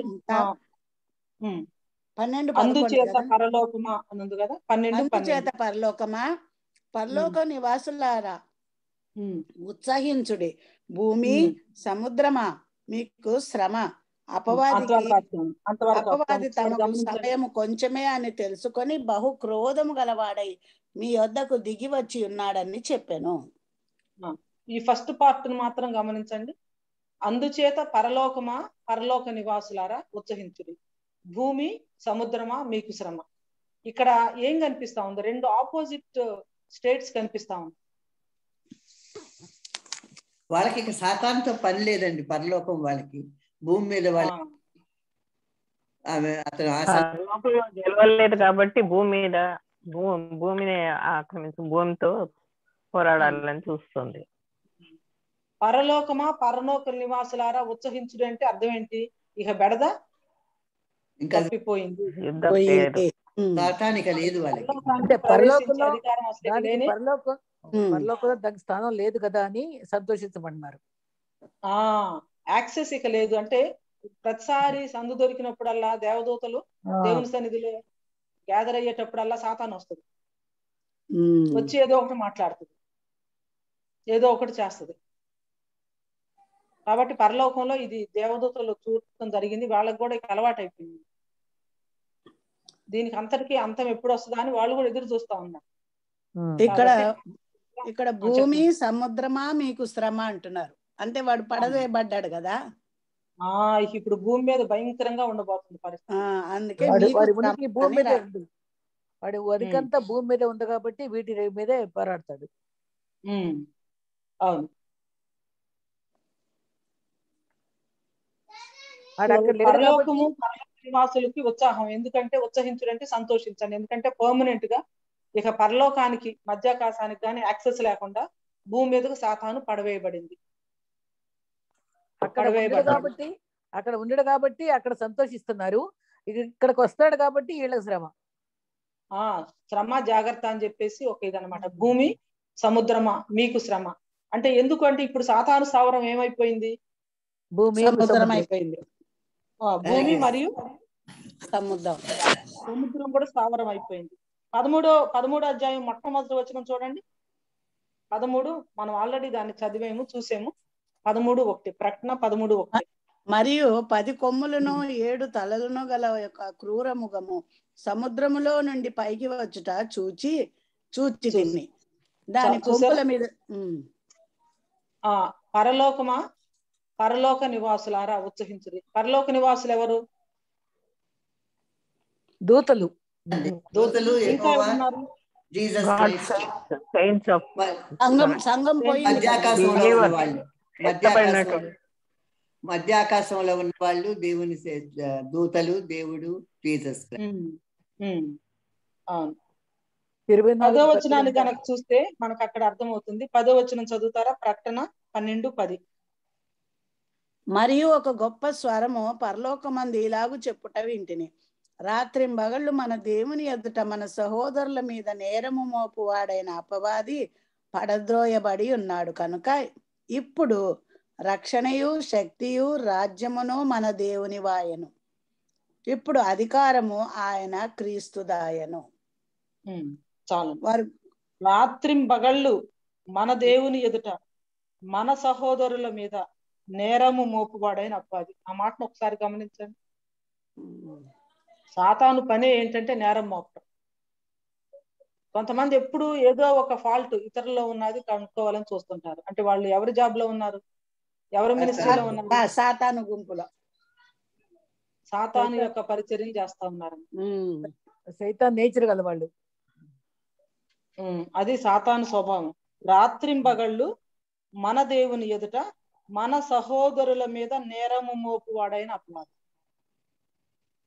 అంటే బహుశా ఏమేమి నేరాలు మోపుతా ఉండుండొచ్చు సాతాను? ప్రతి ఒక్కళ్ళ గురించి మాట్లాడుతూ ఉండుంటాడుగా. మాట్లాడతాడా లేదా? మాట్లాడతాడండి. విగ్రహాలకి దండం పెట్టరు వాళ్ళు, పాపు వాళ్ళ అర్పించిన పలహారాలు తినరు, వాళ్ళు నీతిగా ఉంటున్నారు. ఇదే వాడికి ఇష్టం లేనిది. అంటే దేవుని దగ్గర మన మీద నింద మోపుతున్నాడండి. ఇక్కడ పాయింట్ ఏంటంటే యాక్చువల్ గా దేవుని దగ్గర ఆయన యొక్క బిడ్డల గురించి చెడ్డగా చెప్తున్నాడు. వాళ్ళు అట్లా, వీళ్ళు ఇట్లా, వీళ్ళు ఇలా చేస్తున్నారు, వాళ్ళు అలా చేస్తున్నారు, నువ్వు నీతిమంతుడు అయితే, నువ్వు న్యాయాధిపతి అయితే నువ్వు వాళ్ళని శిక్షించాలి కదా, వాళ్ళని ఇది చేయాలి కదా, అది చేయాలి కదా అని ఇలా మాట్లాడుతున్నాడు అన్నమాట. ఇక్కడ దానికి ఒక వర్డ్ వాడుతున్నారు, డిబిఎన్ అంట, డెవిల్స్ బ్రాడ్కాస్టింగ్ నెట్వర్క్ అంట. అవును, devil's broadcasting network. Very good. సహోదరుల మీద నేరము మోపువాడైన అపవాది ఎవరి దగ్గర? పరలోకం. దేవుని సన్నిధిలో. ఇది చాలా గుర్తుపెట్టుకోవాలి. ఎందుకంటే దీన్ని ఎండింగ్ లో మనం చూడబోతా ఉన్నాం. పౌలు గారు తన పత్రికల్లో దీని గురించి మాట్లాడతాడు అన్నమాట.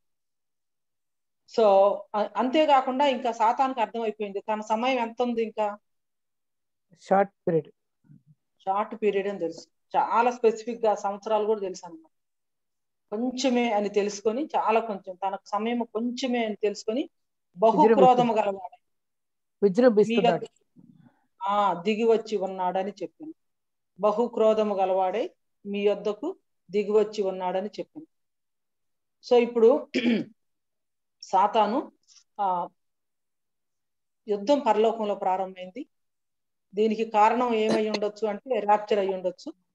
సో వెంటనే ఎప్పుడైతే దేవుడు తన సంఘాన్ని భూమి మీద నుంచి తీసేసాడో గొడవ మొదలు పెట్టింది.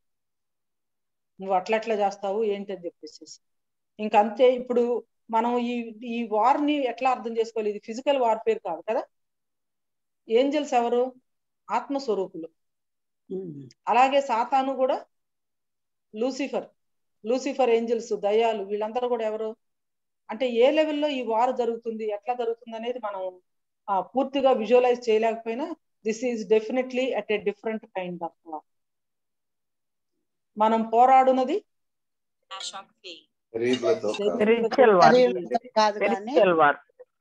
ప్రధాన దూత శబ్దముతోను spiritual warfare. It's a very different kind of warfare. కాబట్టి ఈ ఆధ్యాత్మికమైనటువంటి యుద్ధం, స్పిరిచువల్ వార్ఫేర్ చేయాలి అంటే మనకు కావాల్సింది ఏంటి? Spiritual armour. స్పిరిచువల్ ఆర్మర్ కావాలి. స్పిరిచువల్ ఆర్మర్ ఎఫ్ఎస్సి 6లో సర్వాంగ కవచం. ఎఫ్సీలకు రాసిన పత్రిక 6వ అధ్యాయంలో ఉందన్నమాట. దేవుడిచ్చే సర్వాంగ కవచము మనం ధరించుకోవాలి అని. నేను ఎందుకంటున్నానంటే ఇట్లుండగా ఏమందుము అని 8వ అధ్యాయం రోమా 8, 26, 27లో దేవుడు మన పక్షంగా ఉండగా. తర్వాత 4వ వచనం చదువుతారా? దేవుని చేత ఏర్పరచబడిన వారి మీద నేరం మోపు వాడేవాడు. ఎవరి మీద నేరం మోపుతున్నాడండి? మన మీద. మన దేవుని చేత ఏర్పరచబడ్డాం, వాళ్ళ మీదే పెడుతున్నాడు. సాతాన్ ఏం చేస్తున్నాడంటే దేవుని సన్నిధిలో ఉండి కంటిన్యూస్ గా మన మీద నేరాలు మోపుతూ ఉన్నాడు. ఇక సాతాను పనే అదనమాట. దేవుని చేత ఏర్పరచబడిన వారి మీద నేరం మోపు వాడేవాడు. తర్వాత 5 శిక్ష విధించు వాడేవాడు. పౌలు గారు ఈ మాటలు మాట్లాడుతున్నవన్నీ కూడా ఏం మాట్లాడుతూ ఉన్నాడంటే సాతాను చేస్తూ ఉన్నటువంటి ఈ యొక్క ఇది దానిని ఒక విధంగా చెప్పాలంటే ఇండైరెక్ట్ వేలో చెప్తున్నారు. మీరు the lion, the which and the wardrobe అని చూస్తుంటారా సిఎస్ లూయిస్ ది? దానిలో వైట్ విచ్ కరెక్ట్ గా ఇదే పని అనమాట. వైట్ విచ్ వచ్చి ఆశలాన్ని అక్యూజ్ చేస్తా, నువ్వు అట్లట్లా చేస్తావు అని చెప్పేసి. సో శిక్ష విధించు వాడేవాడు, నేరం మోపు వాడేవాడు, ఇవన్నీ కూడా మరి పౌలు గారు ఈ ప్రశ్నలు వేయటం అనేది జరుగుతుంది. సరే, ఇక్కడ మనము సర్వలోకమును మోసపుచ్చుచు అపవాది అనియు సాతాను పేరు గల ఆది సర్పమైన ఆ మహాఘట సర్పము పడద్రోయబడింది. ఇక్కడ భూమి మీద మరి సాతాను యొక్క అనుచరులు మొత్తం వచ్చారు. ఇప్పుడు ట్రిబ్యులేషన్ లో భూమి మీద లైఫ్ ఎలా ఉండబోతుంది?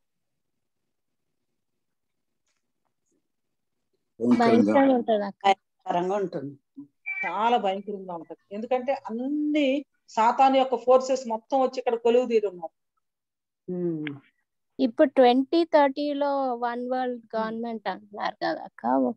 లైక్ వాట్ ఈస్ ఇట్ అంటే అప్పుడే ట్రిబులేషన్ అన్నది? ట్రిబులేషన్ అనేది ఎప్పుడు స్టార్ట్ అవుతుంది అంటే డేనియల్ 70th వీక్ అంటే చాలు సంఘం ఎప్పుడైతే ర్యాప్చర్ ఎత్తబడుతుందో ఇక వెంటనే మొదలయ్యేది అంత్యక్రీస్తు ప్రత్యక్షపరచబడ్డం. ఇక వన్స్ అంత్యక్రీస్తు ప్రత్యక్షపరచబడ్డాడు అంటే ఇక ట్రిబులేషన్ మొదలైంది. ఇప్పుడు వన్ వరల్డ్ గవర్నమెంట్ బేస్ అన్నమాట. బేస్ తయారవుతుంది. ఇక ఎప్పుడైతే దేవుడు సంఘాన్ని భూమి మీద నుంచి తీసేస్తాడో అక్కడ పరలోకంలో గొడవ పెట్టేసుకుంటాడు. అప్పుడు అక్కడ నుంచి మధ్యాకాశం నుంచి భూమి మీదకి పడవేయబట్టడం జరుగుతుంది. ఇక వెంటనే తన మహాసైన్యం మొత్తాన్ని కూడా రెడీ చేసేస్తాడు అనమాట. అంటే ఎక్కడి నుంచి చాలా చాలా విధాలుగా సాతాను యొక్క సైన్యం మొత్తం గ్యాదర్ అవటం మనం చూస్తాం. సాతాను అంటే ఘటసర్పంతో పాటు అంచుక్రీస్తు సముద్రంలో నుంచి రావటం చూస్తున్నాం. తర్వాత అబద్ధ ప్రవక్త, ఆ తర్వాత యూఫ్రటీస్ నది వద్ద బంధించినటువంటి ఆ యొక్క దురాత్మలు 4 అని చెప్పేసి బలమైనటువంటి ఫాలెన్ ఏంజెల్స్ చూద్దామా ఒకసారి. ప్రకటన గ్రంథం 9వ అధ్యాయము 14వ వచనం.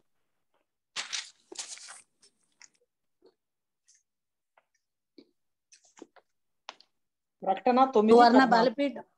సువర్ణ బలిపీఠము యొక్క కొమ్ముల నుండి ఒక స్వరము యూఫ్రటీస్ అను మహానది వద్ద బంధింపబడి ఉన్న 4 దూతలను వదిలిపెట్టుమని బూర పట్టుకొని ఉన్న ఆ 6వ దూతతో చెప్పుట వింటిని.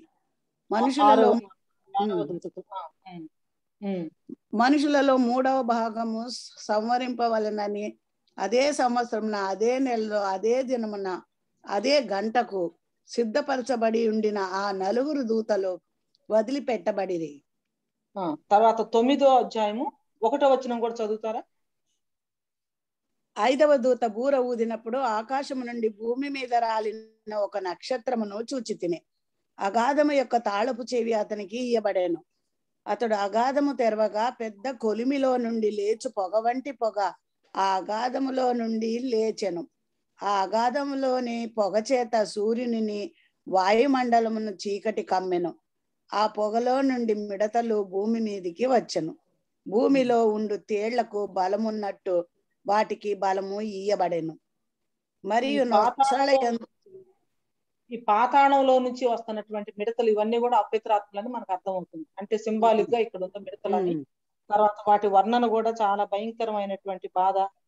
మనుషులు మరణాన్ని వెతుకుతారు కానీ వారికి దొరకదు. ఆ తర్వాత ఇవన్నీ కూడా ఈ మిడతలు ఎలా ఉన్నాయంటే వాటి యొక్క బంగారం వల్లే మెరై కిరీటాలు ఉన్నాయంట. ముఖాలేమో మనుష్య ముఖాల్లాగా ఉన్నాయంట. స్త్రీల తల వెంట్రుకలు వంటి వెంట్రుకలు ఉన్నాయని, పండ్లకు కూరల్లాగా ఉన్నాయని. ఇవన్నీ కూడా వాటిని బట్టి మనకు అర్థమవుతుంది ఏంటంటే సాతాను యొక్క కింగ్డమ్ మొత్తం కూడా కొలువు తీరి ఉండే టైం ఏంటంటే ఈ యొక్క శ్రమకాలం. చాలా భయంకరమైనటువంటి ఇదన్నమాట. సో అయితే ఆశ్చర్యకరమైన విషయం ఏంటంటే అలాంటి భయంకరమైనటువంటి శ్రమల కాలంలో కూడా దేవుడు ఎవరిని పంపించారు ఇక్కడ సువార్త ప్రకటించడానికి? మనం చూసాం కదా, ఇంతకు ముందు 2 సాక్షులు ఉన్నారు. తర్వాత 1,44,000 మంది జూయిష్ ఇవాంజలిస్టులు ఉన్నారు. ఆ తర్వాత నిత్య సువార్తను తీసుకొని ప్రకటిస్తూ ఉన్నటువంటి దేవదూతలు ఉన్నారు. ఇవన్నీ కూడా మనం చూస్తాం. సో ఇప్పుడు పరలోకంలో వారిలో ఏం జరిగింది అని గనక మనం చూస్తే ర్యాప్చర్ ట్రిగ్గర్ చేసిందని, సాతాను అతని దూతలు భూమి మీదకి పడవేయబడ్డారు కాబట్టి పరలోకంలో ఇక వాళ్ళకి అసలు కంప్లీట్ గా యాక్సెస్ అనేది లేకుండా పోయింది. అయితే భూమి తర్వాత సముద్రం చాలా శ్రమ, మీరు జాగ్రత్తగా ఉండాలి. ఇక శ్రమ వచ్చేసింది. అంటే ఇలాంటి శ్రమ ఎంత శ్రమ అంటే ఇక భూమి పుట్టింది మొదలుకొని కూడా అలాంటి శ్రమ లేదు.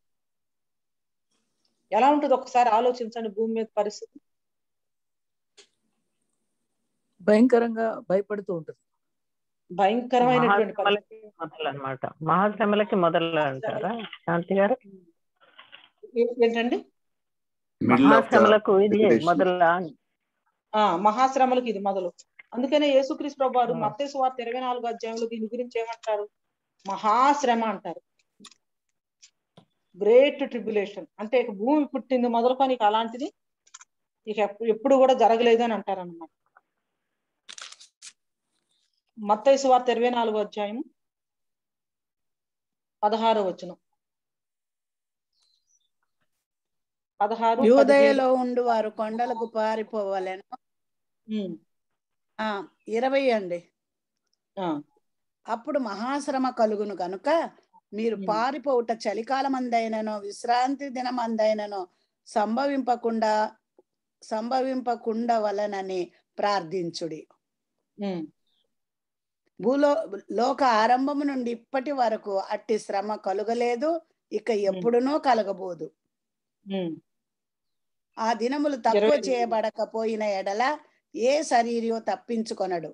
ఏర్పరచబడిన వారి నిమిత్తము ఆ దినములు తక్కువ చేయబడును. ఇప్పుడు అర్థమవుతుందా కాంటెక్స్ట్? అది మహాశ్రమకాలం, అది భయంకరమైన శ్రమకాలం. సో ఇది యూదులకి ఇంకా చాలా ప్రత్యేకమైనటువంటి శ్రమకాలం. అందుకనే యోదయలో ఉండేవారు కొండలకు పారింపబడింది. ఆది కాండం నుంచి కూడా యోధా వంశాన్ని నాశనం చేయాలని, యేసుక్రీస్తు ప్రభు వారు పుట్టకుండా మరి చేయాలని ఎలా సాతాను ప్రయత్నం చేసిందో ఇక్కడ కూడా మరి అదే విధంగా ఆ స్త్రీని సంహరించడం కోసం, ఆమె కుమారుణ్ణి సంహరించడం కోసం సాతాను చేసినటువంటి ప్రయత్నాలన్నీ కూడా మనం చూస్తున్నాం అన్నమాట. 29 చూడండి, 29 కూడా లూకా 24:29.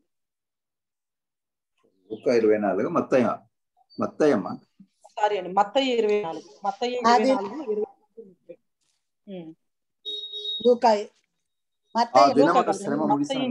ఆ దినముల శ్రమ ముగిసిన వెంటనే చీకటి సూర్యుని కమ్మును, చంద్రుడు కాంతి నీయడు, ఆకాశము నుండి నక్షత్రములు రాలును, ఆకాశమందులి శక్తులు కదిలింపబడును. అప్పుడు మనుష్య కుమారుని సూచన ఆకాశమందు కనబడును. అప్పుడు మనుష్య కుమారుడు ప్రభావముతోను మహామహిమతోను ఆకాశ మేఘారూఢుడై వచ్చుట చూచి భూమి మీదనున్న సకల గోత్రముల వారు రొమ్ము కొట్టుకుందురు. మరియు ఆయన గొప్ప బూరతో తన దూతలను పంపును. వారు ఆకాశము యొక్క ఈ చివర నుండి ఆ చివర వరకు నలుదిక్కుల నుండి ఆయన ఏర్పరచుకుని వారిని పోగు చేతురు.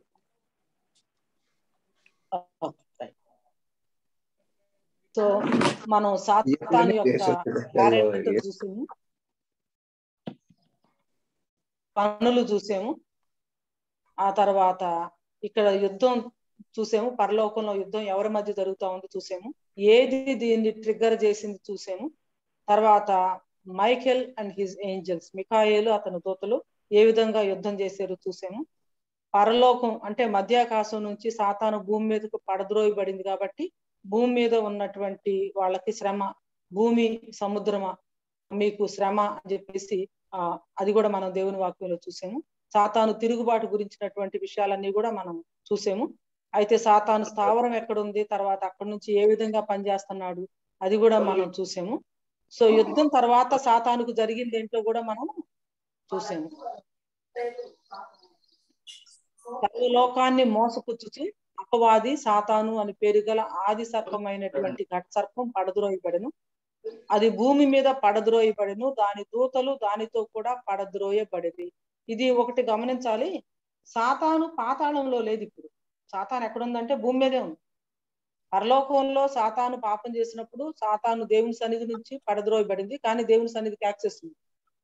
ఆ తర్వాత ఇక్కడ మనం చూసినటువంటి వారు జరిగిన తర్వాత మధ్యాకాశంలో నుంచి భూమి మీద కూడా పడద్రోయబడింది. భూమి మీద పడద్రోయబడిన తర్వాత రేపు 1000 ఏళ్ల పరిపాలనకు ముందు పాతాళంలో 1000 సంవత్సరాలు బంధించబడిపోతాం. పాతాళంలో బంధించబడిన తర్వాత ఫైనల్ గా అగ్నిగుండంలో వేయబడేది మొట్టమొదట ఎవరు అంటే అంత్యక్రీస్తు, అబద్ధ ప్రవక్త, తర్వాత సాతాను.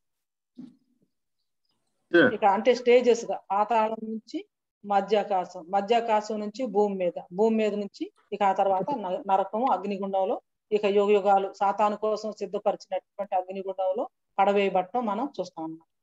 సరే, ఇక్కడ మనము ఈ స్త్రీ గురించి ఉన్నటువంటి పోర్షన్ లాస్ట్ వీకే మనం చదివాము కాబట్టి 12వ అధ్యాయంలో చివర ఆ స్త్రీకి రెక్కలు ఇవ్వబడటం, ఆ తర్వాత అరణ్యంలో దేవుడు ఆమె కోసం సిద్ధపరిచినటువంటి స్థలానికి వెళ్ళటము, అక్కడ దేవుడు ఆమెను కాపాడటం, ఆమెను పోషించడం, ఇవన్నీ కూడా మనం చూసాం కాబట్టి పరలోకంలో జరిగినటువంటి యుద్ధం ఇది.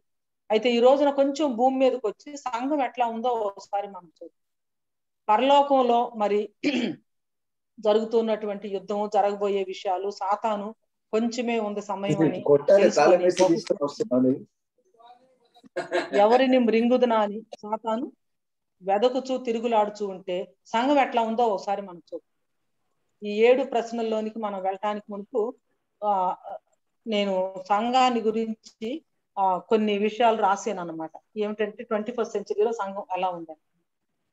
Global prayer partners, global prayer digest అనే వాళ్ళు ఒక ఇది చేస్తారు, ఫ్రాంటియర్ పీపుల్ గ్రూప్స్ గురించి రాస్తూ ఇండియా గురించి, ఎస్పెషల్లీ సౌత్ ఇండియా గురించి, the incomplete braid of Christ in south India అని ఒక మంచి ఆర్టికల్ రాశారు. ఇట్ వాస్ వెరీ రివీలింగ్ అన్నమాట. అంటే చర్చెస్ అసలు మెయిన్ మిషన్ ని పక్కన పెట్టేసేసి ఏం చేస్తున్నారు, ఏం జరుగుతుంది, మిషన్ పేరుతో, దేవుని పరిచర్య పేరుతో వాట్ ఈస్ హ్యాపెనింగ్ హియర్ అనేది. సో సిద్ధంగా లేనటువంటి పెండ్లి కుమార్తె. ఉదాహరణకి చర్చ్ అంతా నిండిపోయి పాస్టర్ గారు వచ్చి పెళ్లి కొడుకు కూడా వచ్చి అందరు ఎదురు చూస్తున్నారు అనుకోండి, పెండ్లి కుమార్తె అసలు రెడీగా లేదు, ఎలా ఉంటది? ఎంత ఆక్వర్డ్ గా ఉంటది. ఎగ్జాక్ట్ గా అట్లాగే ఉంది సిద్ధంగా లేనటువంటి పెండ్లి కుమార్తె. రెండోది స్లీపింగ్ బ్యూటీ. స్లీపింగ్ బ్యూటీ తెలుసు కదా, అమెరికాలో ఉన్న వాళ్ళకి బాగా తెలుసు, డిస్నీ క్యారెక్టర్. ఒక మెజిషియన్ స్పెల్ వల్ల ఈమె ఏమవుతుందంటే స్లీపింగ్ బ్యూటీ చాలా నిద్రలోకి వెళ్ళిపోయింది అనమాట. ఎవరైతే ఆమెను పెళ్లి చేసుకోబోతున్నాడో ఆ వ్యక్తి వచ్చినప్పుడే ఈమెకు నిద్ర నుంచి లేస్తాను అనమాట. ఈ రోజున సంఘం పరిస్థితి కూడా అట్లాగే ఉంది. She is just like a sleeping beauty. అంటే బిఫోర్ కరోనా వరల్డ్ ప్రధానంగా దృష్టిలో పెట్టుకొని నేను చెప్తా ఉన్నాను. Yes, definitely during corona also some people are just like this. మూడోది అందుకనే కావున ఇతరుల వలె నిద్రపోక మెలకువగా ఉండి మత్తులము కాకుందుము. నిద్రపోవారు రాత్రి వేళ నిద్రపోదురు, మత్తుగా ఉండు వారు రాత్రి వేళ మత్తుగా ఉందరు. మనము పగటి వారమై ఉన్నాము కనుక మత్తులమై ఉండక విశ్వాస ప్రేమలను కవచమును రక్షణ నిరీక్షణ శిరిస్త్రాణమును ధరించుకుందాం. ఇదంతా కూడా వార్ లాంగ్వేజ్. సంఘాన్ని వర్ణించడానికి దేవుడు వాడిన మొట్టమొదటి మాట కూడా నేను నా సంఘమును కట్టుదును, పాతాళలోక ద్వారములు దాని ఎదుట నిలువ నేరవు అని చెప్పేసి. It is all war language. మూడోది సంఘాన్ని కనుక మనం చూస్తే డెలికేట్ డార్లింగ్స్. అంటే దేవుని కోసం కొంచెం శ్రమ తీసుకోవటానికి కూడా చాలా కష్టం.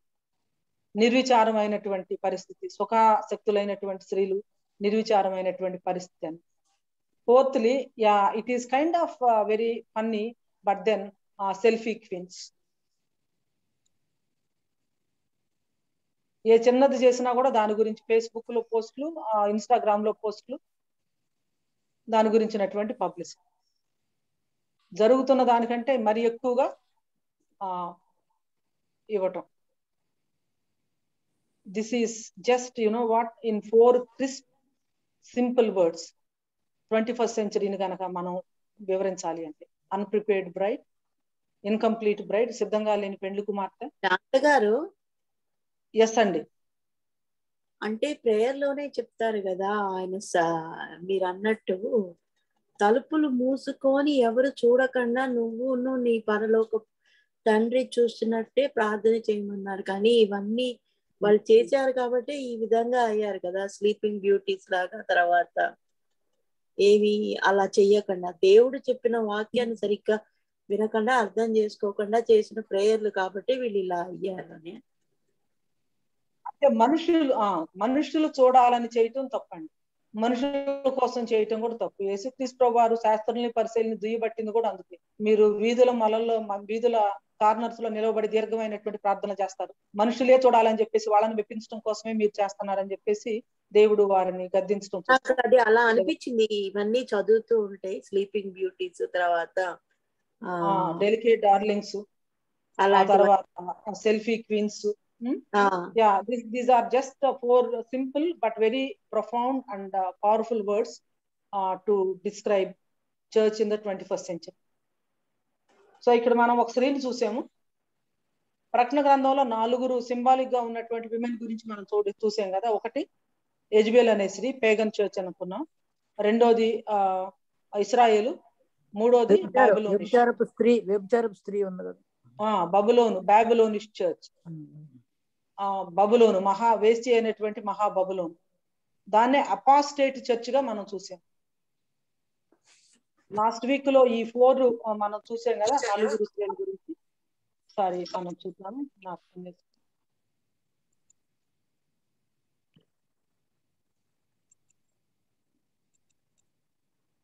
అపాస్టేట్ చర్చ్ అని చెప్పేసి మనం అనుకున్నాం. సరే, ఈ 4 స్త్రీల గురించి కూడా మనం చూసాము.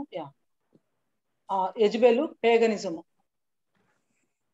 యెజబెల్ అనే స్త్రీ పేగనిజానికి సంబంధించి ఉంటే, అపాస్టేట్ చర్చ్ అంటే మహావేశ్య అయినటువంటి బబులోను ఇంకొక స్త్రీ అయితే, మూడో స్త్రీ ఇశ్రాయేల్ అయితే, నాలుగో స్త్రీ ఆయన యొక్క పెండ్లి కుమార్తె అని చెప్పేసి మనం చూసాం.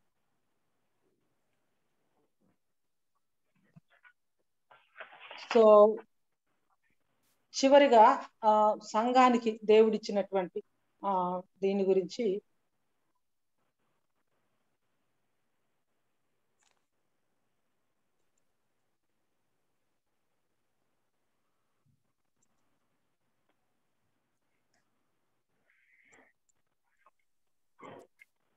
something happened today and my computer is troubling me.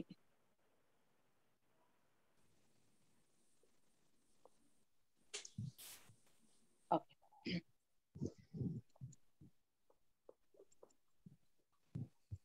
ఈ క్వశ్చన్స్ ఒకసారి మనం చూద్దాం. ఇట్లుండగా ఏమందుము, దేవుని యొక్క అద్భుతమైనటువంటి రక్షణ ప్రణాళిక, ఆయన ఎన్నుకోవటం, ఏర్పాటు చేసుకోవటం, ఆయన ఎన్నుకోవటం, ఏర్పాటు చేసుకోవటం, తర్వాత పిలవటం, నీతిమంతులుగా తీర్చటం, వీటన్నిటి గురించి మాట్లాడిన తర్వాత పౌలు గారు చాలా అద్భుతమైనటువంటి విషయాలు మాట్లాడుతూ ఉన్నారు. అవేంటంటే 7 ప్రశ్నల రూపంలో వస్తా ఉంది. ఇవన్నీ 7 వెరీ పవర్ఫుల్ క్వశ్చన్స్ అన్నమాట. ఏమిటి ఆ 7 పవర్ఫుల్ క్వశ్చన్స్ ఒకసారి మనం చూద్దాం. అది ఇక్కడ మనం చూసినటువంటి ఈ భాగానికి చక్కగా వర్తిస్తుంది.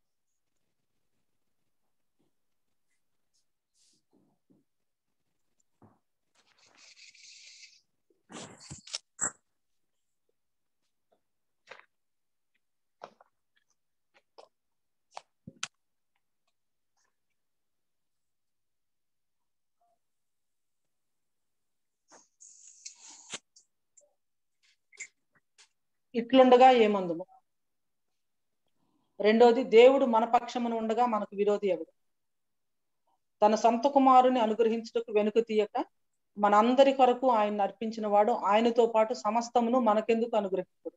3వ ప్రశ్న. 4వది దేవుని చేత ఏర్పరచబడిన వారి మీద నేరం మోపువాడేవాడు. 5వది శిక్ష విధించువాడేవాడు. 6 క్రీస్తు ప్రేమ నుంచి మనలను ఎడబాపు వాడేవాడు. 7వది చాలా కాంప్రహెన్సివ్ క్వశ్చన్, శ్రమ అయిన్ను, బాధ అయిన్ను, హింస అయిన్ను, కరువు అయిన్ను, వరద అయిన్ను, కరోనా అయిన్ను, వస్త్రహీనత అయిన్ను, క్యాన్సర్ అయిన్ను, ఉపద్రవం అయిన్ను, ఖడ్గమైన్ను మనలను ఎడబాపు. అయినను మనలను ప్రేమించిన వాని ద్వారా వీటన్నిటిలో అత్యధిక విజయము పొందుతున్నాము. సో అల్టిమేట్ గా విక్టరీ ఎవరిది? మందే, తప్పించబడతాం. అల్టిమేట్ గా విక్టరీ మందే, తప్పించబడతాం. ఆ స్త్రీ ఏ విధంగా మరి తప్పించబడిందో, దేవుడు పోషించాడో, దేవుడు కాపాడాడో, దేవుడు భద్రపరిచాడు, దేవుడు మనల్ని కాపాడి భద్రపరుస్తాడు. 37వ వచనం చివరిగా, అయినను మనలను ప్రేమించిన వాని ద్వారా వీటన్నిటిలో అత్యధిక విజయము పొందుతున్నాము. మరణమైన్ను, జీవమైన్ను, దేవదూతలైన్ను, ప్రధానులైన్ను, ఉన్నవైన్ను, రాబోవునవైన్ను, అధికారులైన్ను, ఎత్తైనను, లోతైనను, సృష్టించబడినది మరి ఏదైన్ను మన ప్రభువైనటువంటి క్రీస్తు యేసునందలే దేవుని ప్రేమ నుంచి మనలను ఎడబాప నేరవని రూఢిగా నమ్ముతున్నాం.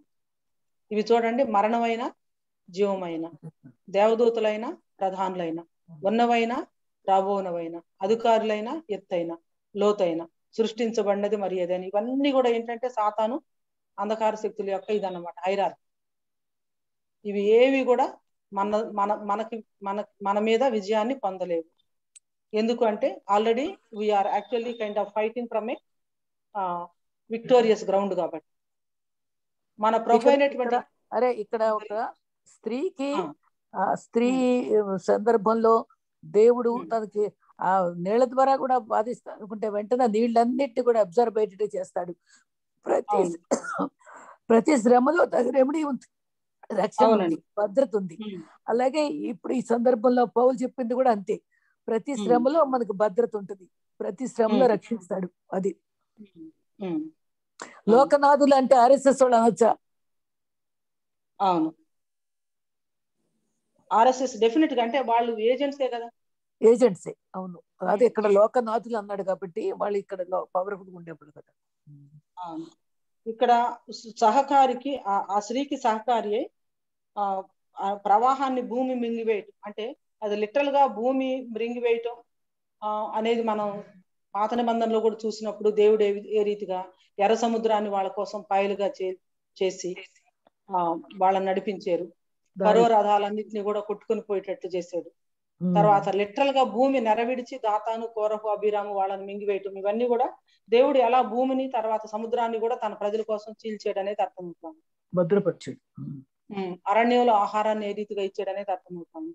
లాస్ట్ వీక్ లో స్త్రీని గురించి మనం చూసినప్పుడు 1 నుంచి 6 వచనాలు, ఆ తర్వాత 15, 16, 17 వచనాలు మనం చూసాం. కాబట్టి ఆ స్త్రీని రక్షించడం, ఆ స్త్రీని కాపాడటం, పోషించటం, తర్వాత నేను ఆమెను అరణ్యమునకు కొనిపోయి అక్కడ ఆమెతో ప్రేమగా మాట్లాడతాను, ఆ తర్వాత అప్పటి నుంచి నన్ను తను పెనిమిటి అని పిలుస్తుంది. ఇశ్రాయేలు ఏ రీతిగా తన దేవుడైనటువంటి హోషియా గ్రంథంలో ఉన్నట్లు హోషియా గ్రంథం 2వ అధ్యాయంలో ఉంటది.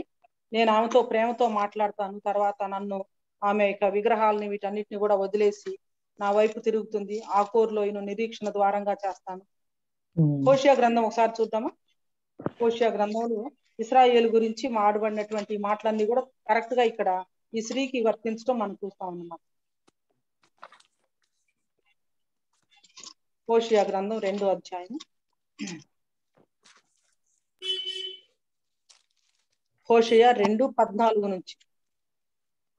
పిమ్మట దానిని ఆకర్షించి అరణ్యములోనికి కొనిపోయి అక్కడ దానితో ప్రేమగా మాట్లాడదును. అక్కడ నుండి దానిని తోడుకొని వచ్చి దానికి ద్రాక్ష చెట్లనిత్తును. ఆకోరు శ్రమగల లోయను నిరీక్షణ ద్వారముగా చేసేదను. బాల్యమున ఐగుప్తు దేశములో నుండి అది వచ్చినప్పుడు నా మాట వినినట్లు అది అచ్చట నుండి నా మాట వినును. నీవు బయలు అని నన్ను పిలువక నా పురుషుడువు అని పిలుతువు, ఇదే యెహోవా.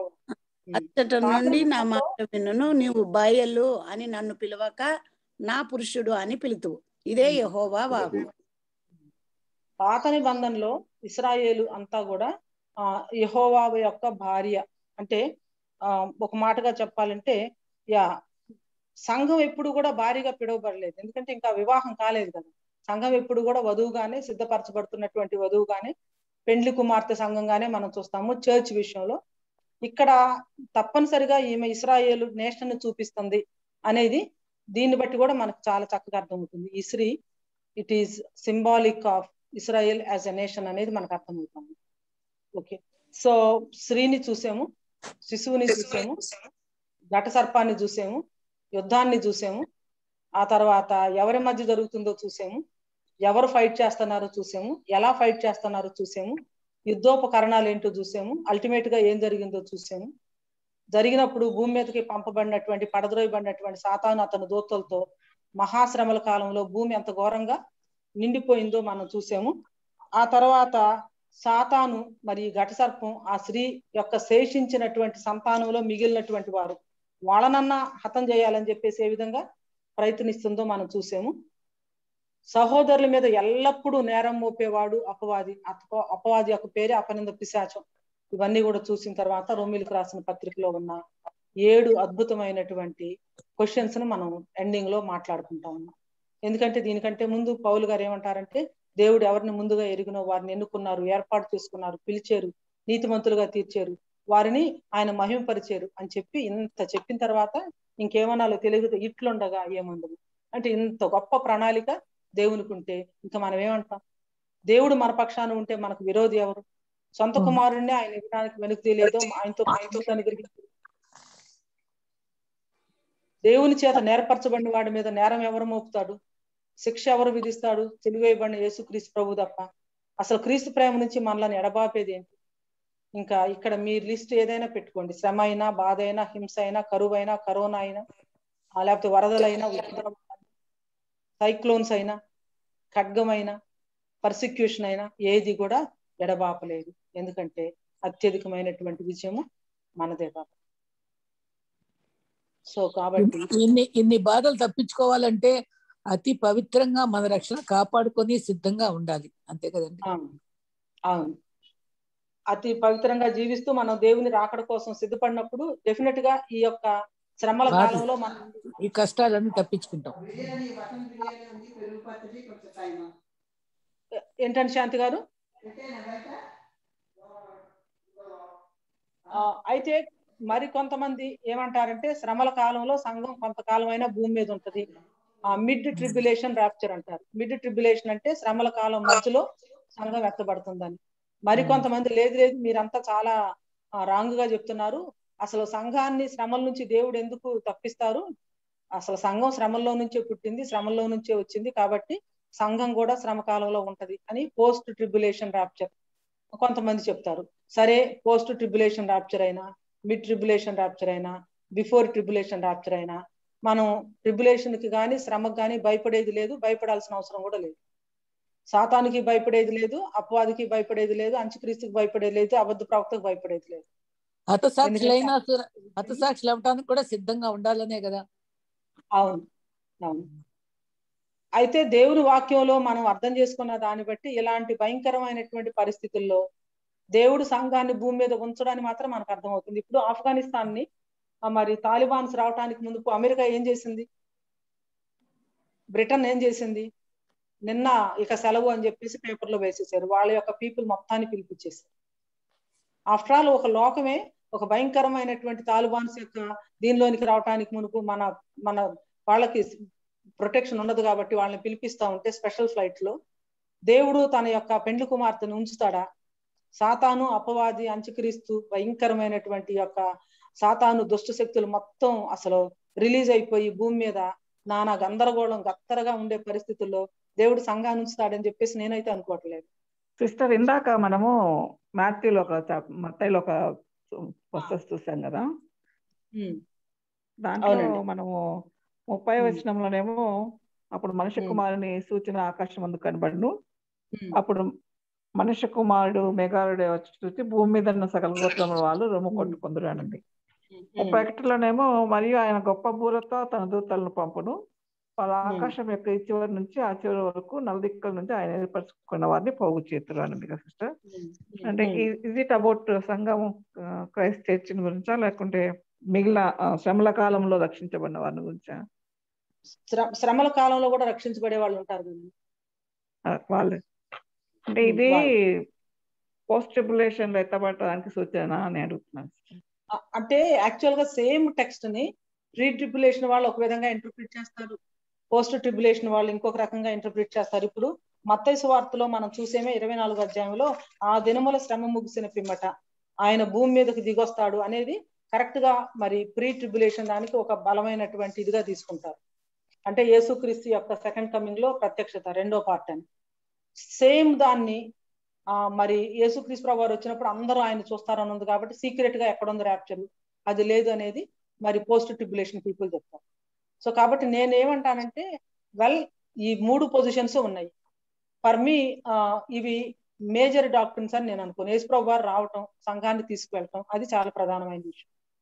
అంటే శ్రమకాలానికి ముందా, మధ్యలోన, వెనక అనేది దేవుని వాక్యంలో మనం అర్థం చేసుకున్నటువంటి దాన్ని బట్టి ప్రీ ట్రిబ్యులేషన్ అనే దాన్ని నమ్మటానికి నాకు టెక్స్చువల్ ఎవిడెన్సెస్ చాలా కనిపిస్తా ఉన్నాయి. That is how I understood it.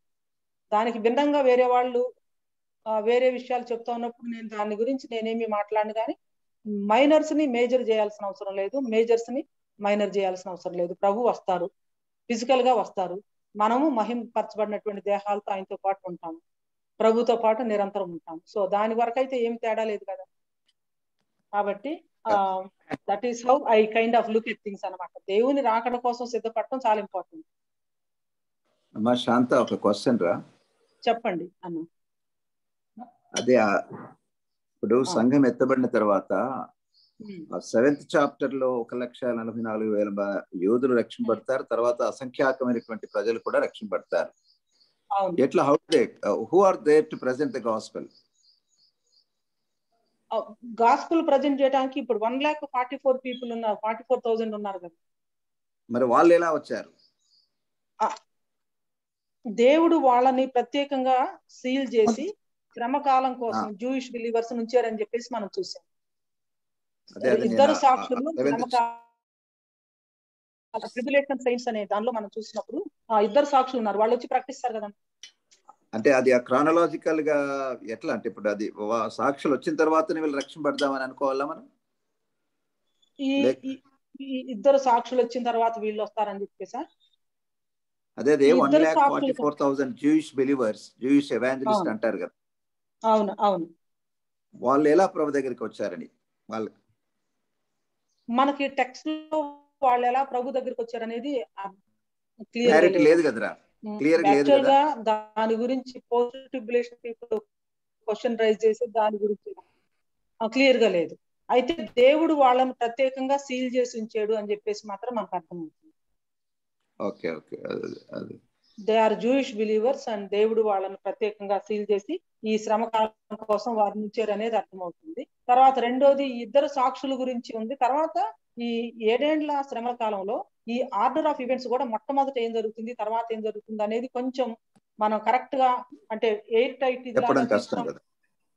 కష్టమే. అయితే ఫస్ట్ పార్ట్ లోనే ఇద్దరు సాక్షుల పని అయిపోతుంది, వాళ్ళు చంపబట్టడం జరుగుతుంది. కొంతమంది సెకండ్ పార్ట్ లో అంటారు. But what ever it is, ఈ 7 ఏళ్ల శ్రమల కాలంలో మొట్టమొదటి 300 సంవత్సరాల్లో మాత్రం అపోజిషన్ ఉండదు అంత్యక్రీస్తు యూదుల నుంచి, ఎందుకంటే నిబంధన చేస్తాడు కాబట్టి. శాంతి ఒప్పందానికి ఇప్పుడైతే నాశనకరమైన వస్తువు నిలవరాని స్థలంలో నిలవటం, అప్పుడు యూదయలో ఉండేవారు పండ్లకు పారిపోవటం ఆ తర్వాత పీరియడ్ లో మొదలవుతుంది. కరెక్ట్ గా ఇది ప్రారంభం కావటానికి ముందు అంత్యక్రీస్తు ప్రత్యక్షపరుచుకున్న తర్వాత ఇద్దరు సాక్షులు వాళ్ళని చంపటము, వాళ్ళ యొక్క శవాలు వీధుల్లో ఉండటం అవన్నీ కూడా చూస్తున్నాం. ఆ తర్వాత ఇంకోటి కూడా ఏంటంటే శ్రమల కాలంలో ముందు నుంచి అడ్డగించున్నది తీసివేయబడిన, అంటే పరిశుద్ధాత్మ దేవుడు సంఘం ద్వారా పనిచేయటం ఆగిపోయింది, ఎందుకంటే సంఘం ఉండదు కాబట్టి భూమి మీద. కానీ పాత నిబంధన కాలంలో దేవుడు ఏ రీతిగా పరిశుద్ధాత్మ దేవుని యొక్క economy of Old Testament Holy Spirit God ఎలా వర్క్ చేశారో ఆ విధంగా జరుగుతుందని మాత్రం ఉంది. Sister, I have a comment here. Yes, brother. Okay, thank you. Yeah. People will be getting saved, whatever the situation, whatever the tribulation, until his second coming in. There is no let up, somehow people will be getting saved, Yeah, that's true. Yeah. Yeah, that's true. But the question is, unless the gospel is presented to them, how can they come to the Lord? Yeah. There is somebody who will be definitely. Somebody that just okay. Yeah. ఇప్పుడు ఆఫ్ఘనిస్తాన్ చూశారు కదండి. ఆఫ్ఘనిస్తాన్ లో they have they said in 20 years at least 8,000 Afghan Muslims came to know the Lord. So they have evacuated around 5,000 to 6,000 people, Christians. కొంతమంది అన్నారంట, if everybody leaves, who is going to serve the Lord here? So some people stayed back and they took a strong stance and decision that even they are willing to die. They stayed back. They said, if everybody leaves, who is going to spread the gospel here in Afghanistan? So they want to do it underground, and if they are caught, and they are ready to die also. So that kind of situation will go on. నేను basic గా ఏమనుకుంటానంటే 7 ఏళ్ల శ్రమల కాలంలో ఎక్కువ మంది respond అయ్యేది గాస్పుల్కి ఎవరంటే ఇంతకు ముందు విన్నటువంటి వాళ్ళు, క్లియర్ గా ప్రజెంట్ చేయబడినటువంటి వాళ్ళు. అయితే ఎవరైతే విని కూడా కఠినపరుచుకున్నారో, మంచిగా పరిస్థితులు ఉన్నప్పుడే వాళ్ళు అసలు గాస్పుల్కి రెస్పాండ్ అవునప్పుడు ఇలాంటి కఠినమైనటువంటి పరిస్థితుల్లో ఇంకా కఠినమైపోతారే తప్ప వాళ్ళు రెస్పాండ్ అవుతారా అనేది ఇట్స్ మై థింకింగ్ అన్నమాట. అంటే వాళ్ళకు తెలిసింటది కదా సిస్టర్, రాప్చర్ జరిగింది, కొంతమంది ఎత్తబడినారని. అది ముందే విన్నాం కదా, కాబట్టి ఇప్పుడు నమ్ముకోవాలనుకోరా ఇంతవరకు రెస్పాండ్ కాని వాళ్ళు?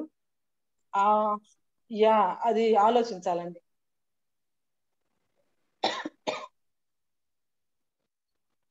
ఎత్తబడ్డారు కానీ ఎట్టెళ్ళారు అనేది వాళ్ళకి తెలియకపోవచ్చు. అంటే ఆఫ్ కోర్స్ బిలీవర్స్ బంధువులకు ఒకవేళ స్వార్థను విని కఠినపరుచుకున్న వారికి ఒకవేళ అలా ఆలోచించే అవకాశం ఉంది, కానీ బట్ వీ కెనాట్ ఖచ్చితంగా చెప్పలేము. కానీ శాంతి గారు, హోలీ స్పిరిట్ లేదు కదా, మరి వాళ్ళు ఏ విధంగా ప్రేరేపింపబడి దేవుణ్ణి నమ్మడానికి వస్తారండి? అదేనండి, అంటే పరిశుద్ధాత్మ సంఘం ద్వారా పనిచేయటం అనేది ఉండదు, సంఘం ఎత్తబడుతుంది కాబట్టి. అయితే పాత నిబంధన కాలంలో పరిశుద్ధాత్మ దేవుడు వ్యక్తులను ఏ రీతిగా కొన్ని ఘనమైనటువంటి కార్యాలు చేయడానికి బలపరిచారో, అలా 1,44,000 జూయిష్ ఇవాంజలిస్టులు కానీ, ఆ తర్వాత ఇద్దరు సాక్షుల యొక్క ఇదిని బట్టి కానీ, ఆ తర్వాత నిత్య సువార్తను తీసుకొని దేవదూత ప్రకటించడం మనం చూస్తామండి. అది కూడా మనం ప్రకటన గ్రంథంలో చూసాము. వీటన్నిటిని బట్టి డెఫినెట్ గా ఒక విధంగా ఉంటది. అయితే నేను అనేది ఏంటంటే ర్యాప్చర్ వచ్చిన తర్వాతనే మనం మారు మనసు పొందొచ్చు, మనకు అవకాశం ఉంటది అన్నటువంటి ఆ యొక్క ఏమనాలంటే చాలా క్యాజువల్ థింకింగ్ పీపుల్ కి ఉండకూడదు. అలాంటి వైఖరి ఉండకూడదు. నిర్లక్ష్య వైఖరి, నిర్లిప్తత. అన్ని పరిస్థితులు మంచిగా ఉండి దేవుడు మరి చెప్తుంటేనే కొంతమంది కఠినపరుచుకుంటే ఇంకా కఠిన. ఇప్పుడు పిల్లలు చూడండి, కొట్టి ఏమవుతుంది, కొంతసేపటి తర్వాత ఏమవుతారు, కొంతకాలానికి అస్సలు కఠినంగా అయిపోతారు, వినరు, మొండోళ్ళు అవుతారు. మొండోళ్ళు అయిపోతారు. అంటే అట్లా కఠినం అయిపోతారేమో అని చెప్పేసి అనిపిస్తుంది అనమాట. అంటే these are all different kind of opinions express.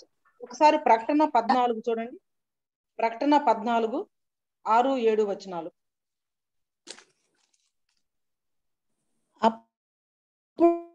అప్పుడు మరి ఒక దూతను చూచి తిని అతడు భూనివాసులకు అనగా ప్రతి జనమునకును ప్రతి వంశమునకును ఆయా భాషలు మాట్లాడు వారికి ప్రతి ప్రజకును ప్రకటించునట్లు నిత్య సువార్త తీసుకొని ఆకాశ మధ్యమున ఎగురుచుండెను. అతడు మీరు దేవునికి భయపడి ఆయనను మహిమపరచుడి, ఆయన తీర్పు తీర్చు గడియ వచ్చెను గనుక ఆకాశమును భూమిని సముద్రమును జలధారలను కలుగ చేసిన వానికే నమస్కారము చేయుడని గొప్ప స్వరముతో చెప్పాను. ఏదేమైనా ఈ టైం మాత్రం పెద్ద స్టార్ వారే అన్నమాట. అంటే ఒక పక్కన సాతాను, అబద్ధ ప్రవక్త, అంత్యక్రీస్తు, తర్వాత ఆ యూఫ్రటీస్ నది వద్ద బంధించబడినటువంటి భయంకరమైన 4 బలమైనటువంటి సాతాను ఏంజల్స్. ఇక్కడ దూత ప్రకటిస్తున్నట్టుగా ఉంది కదండి. అదేనండి, అదే నేను చెప్తున్నాను. అంటే దూత ప్రకటిస్తుంది. ఈ ఒక్క పాయింట్ పూర్తయిన తర్వాత అది క్వశ్చన్ టేకప్ చేస్తానండి. ఆ తర్వాత సాతాను యొక్క angels, fallen angels, 1/3 of fallen angels, పాతాళంలో నుంచి పగలో నుంచి మిడతల రూపంలో వస్తున్నటువంటిది, ఈ మొత్తం ఒక బ్యాచ్. అలాగే మరి పరిశుద్ధాత్మ దేవుడు పనిచేస్తా ఉన్నారు. ఎట్లా 144 జూవిష్ బిలీవర్స్ ఉన్నారు. ఆ తర్వాత 2 సాక్షులు వచ్చి వాళ్ళ పరిచర్య ముగించారు.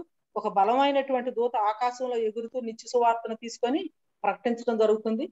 ఆకాశంలో నుంచి, మధ్యాకాశంలో నుంచి సాతాను అతని దూతలు మొత్తం తోలివేయబడ్డారు. ఇప్పుడు భూమి, సముద్రము భయంకరమైనటువంటి శ్రమ, మహాశ్రమ. ఈ శ్రమల మధ్యలో కూడా దేవుని యొక్క మరి ఏమనాలంటే సువార్త ఏ రీతిగా ఇదవుతా ఉంది, ప్రజలు ఏ రీతిగా రెస్పాండ్ అవుతున్నారు, మరి ముఖ్యంగా యూదులు ఏ రీతిగా రెస్పాండ్ అవుతారు. జకర్యా గ్రంథంలో ఉంటుంది, తాము పొడిచిన వాణిని బట్టి వాళ్ళు విలపిస్తారు, ఏడుస్తారు, దుఃఖపడతారు, కన్నీరు గారుస్తారు. యోవేలు గ్రంథంలో ఉంది, ఆ దినాల్లో నా ఆత్మను కుమ్మరిస్తాను, వాళ్ళు అవన్నీ కూడా అప్పుడు నెరవేరుతాయి అని చెప్పేసి అనుకుంటున్నాను. మనము గ్రేట్ ట్రిబ్యులేషన్ గురించి, ట్రిబ్యులేషన్ సైన్స్ గురించి చూసినప్పుడు అసలు one of the major revival ఎప్పుడు జరుగుతుందంటే ఇప్పుడే జరుగుతుంది అన్నమాట. ఈ 7 ఏండ్ల శ్రమల కాలంలో కూడా మిగిలినటువంటి 3.5 సంవత్సరాల్లో the biggest revival in the human history జరిగేది అప్పుడే. అది 7th చాప్టర్ లో ఉన్నది కదరా, 7వ అధ్యాయంలో ఉన్నటువంటిది. అవునండి. కోమల గారు మీరు అడిగారు కదా ఇందాక ప్రశ్న, దూత తీసుకొని ప్రకటించడం అని. మనకు కొరింథీయులకు రాసిన పత్రిక 3వ అధ్యాయంలో ఉంటుంది చూడండి. వారి ముసుగు తీసి వారి హృదయం ఎప్పుడు దేవుని వైపు తిరుగునో అప్పుడు ఆ ముసుగు తీసివేయబడును అంటాడు. అంటే వాళ్ళు దేవుని తట్టు తిరిగినప్పుడు ఆ ముసుగు దేవుడు తీసేస్తాడు. అప్పుడు వాళ్ళు గుర్తించి దేవుణ్ణి పట్టుకుంటారు, రక్షణలోకి వస్తారు. ఆ విధంగా రక్షణ అనేది ప్రభు దగ్గర నుంచే రావాలండి. అది యూదులకైనా అన్యులకైనా ఎవ్వరికైనా ఆయన ఆకర్షిస్తేనే రక్షణ అనేది ప్రతి వ్యక్తి పొందుకోగలడు. సో ఇప్పుడు పరలోకంలో ఉన్నటువంటి వార్ సీన్ మనం చూసాము, భూమి మీద పరిస్థితి మనం చూసాము. ఈ రోజున కరోనాతో ప్రపంచం అంతా కూడా యుద్ధం చేస్తా ఉంది. ఈ యుద్ధం తర్వాత ఎలాంటి యుద్ధాలు వస్తాయో కూడా మనకు తెలియదు. అయితే ఒకటేంటంటే ఏ యుద్ధం అయినా, ఏ కరువు అయినా, కరోనా అయినా, కాటకమైన, కష్టమైన, ఏది కూడా క్రీస్తు ప్రేమ నుంచి మనలను ఎడబాప నేరదు. కాబట్టి మనం ధైర్యంగా ఆ దినపు రాకడ కోసం మనం ఎదురు చూస్తూ, మనం ఇంట్రడక్షన్ లో ఏదైతే చూసామో దాన్ని ఒకసారి మనం జ్ఞాపకం చేసుకుందాం. ప్రభు దినపు రాకడ కోసం మనం ఎదురు చూస్తూ పంచభూతములు మహావేండంతో కరిగిపోయే దినము వస్తా ఉంది. అయితే దేవుడు క్రొత్త ఆకాశాన్ని, క్రొత్త భూమిని మన కోసం ఆయన సిద్ధం చేశారు. కాబట్టి దానికోసం మనం ఎదురు చూస్తూ ఇంట్రడక్షన్ లో ఏదైతే చూసుకున్నామో ఒకసారి మనం దాన్ని జ్ఞాపకం చేసుకుంటాం. దేవుడు మనకు సిద్ధపరిచినటువంటి నూతనమైనటువంటి ఆకాశం, నూతనమైనటువంటి భూమి నివసిస్తాయి అని చెప్పేసి అనుకున్నాం కదా.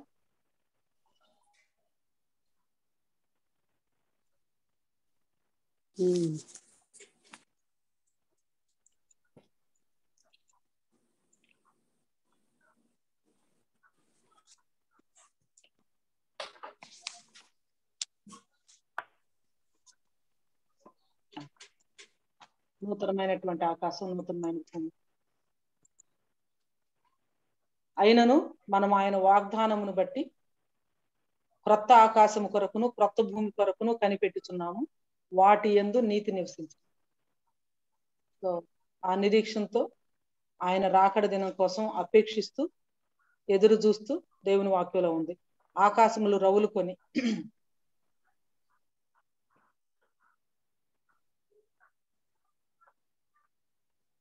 లయమైపోవునట్టు, పంచభూతములు మహావేంద్రంతో కరిగిపోవునట్టు దేవుని దినపు రాకడ కొరకు కనిపెట్టుచు, ఆశతో అపేక్షించు, పరిశుద్ధమైనటువంటి ప్రవర్తనతో ఎదురు చూడటానికి దేవుడు మనందరికీ కూడా సహాయం చేయను కాదు.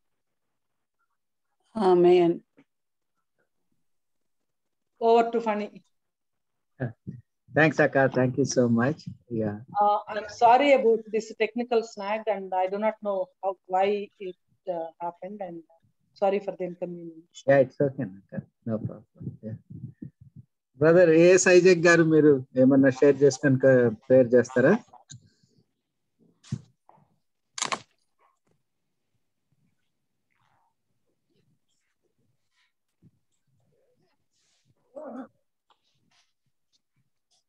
ఐజాక్ గారు, బ్రదర్.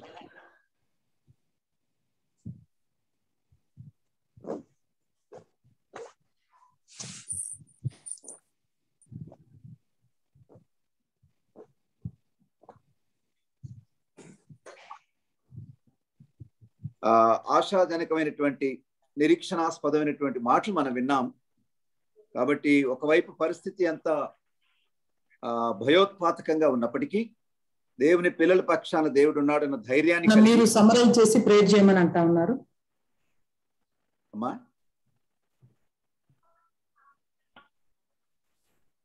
ఏమన్నారా? సమ్మరైజ్ చేసి ప్రేయర్ చేయమంటున్నారండి. అదే that's what I'm doing.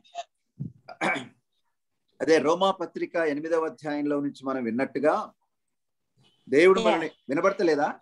Is it clear?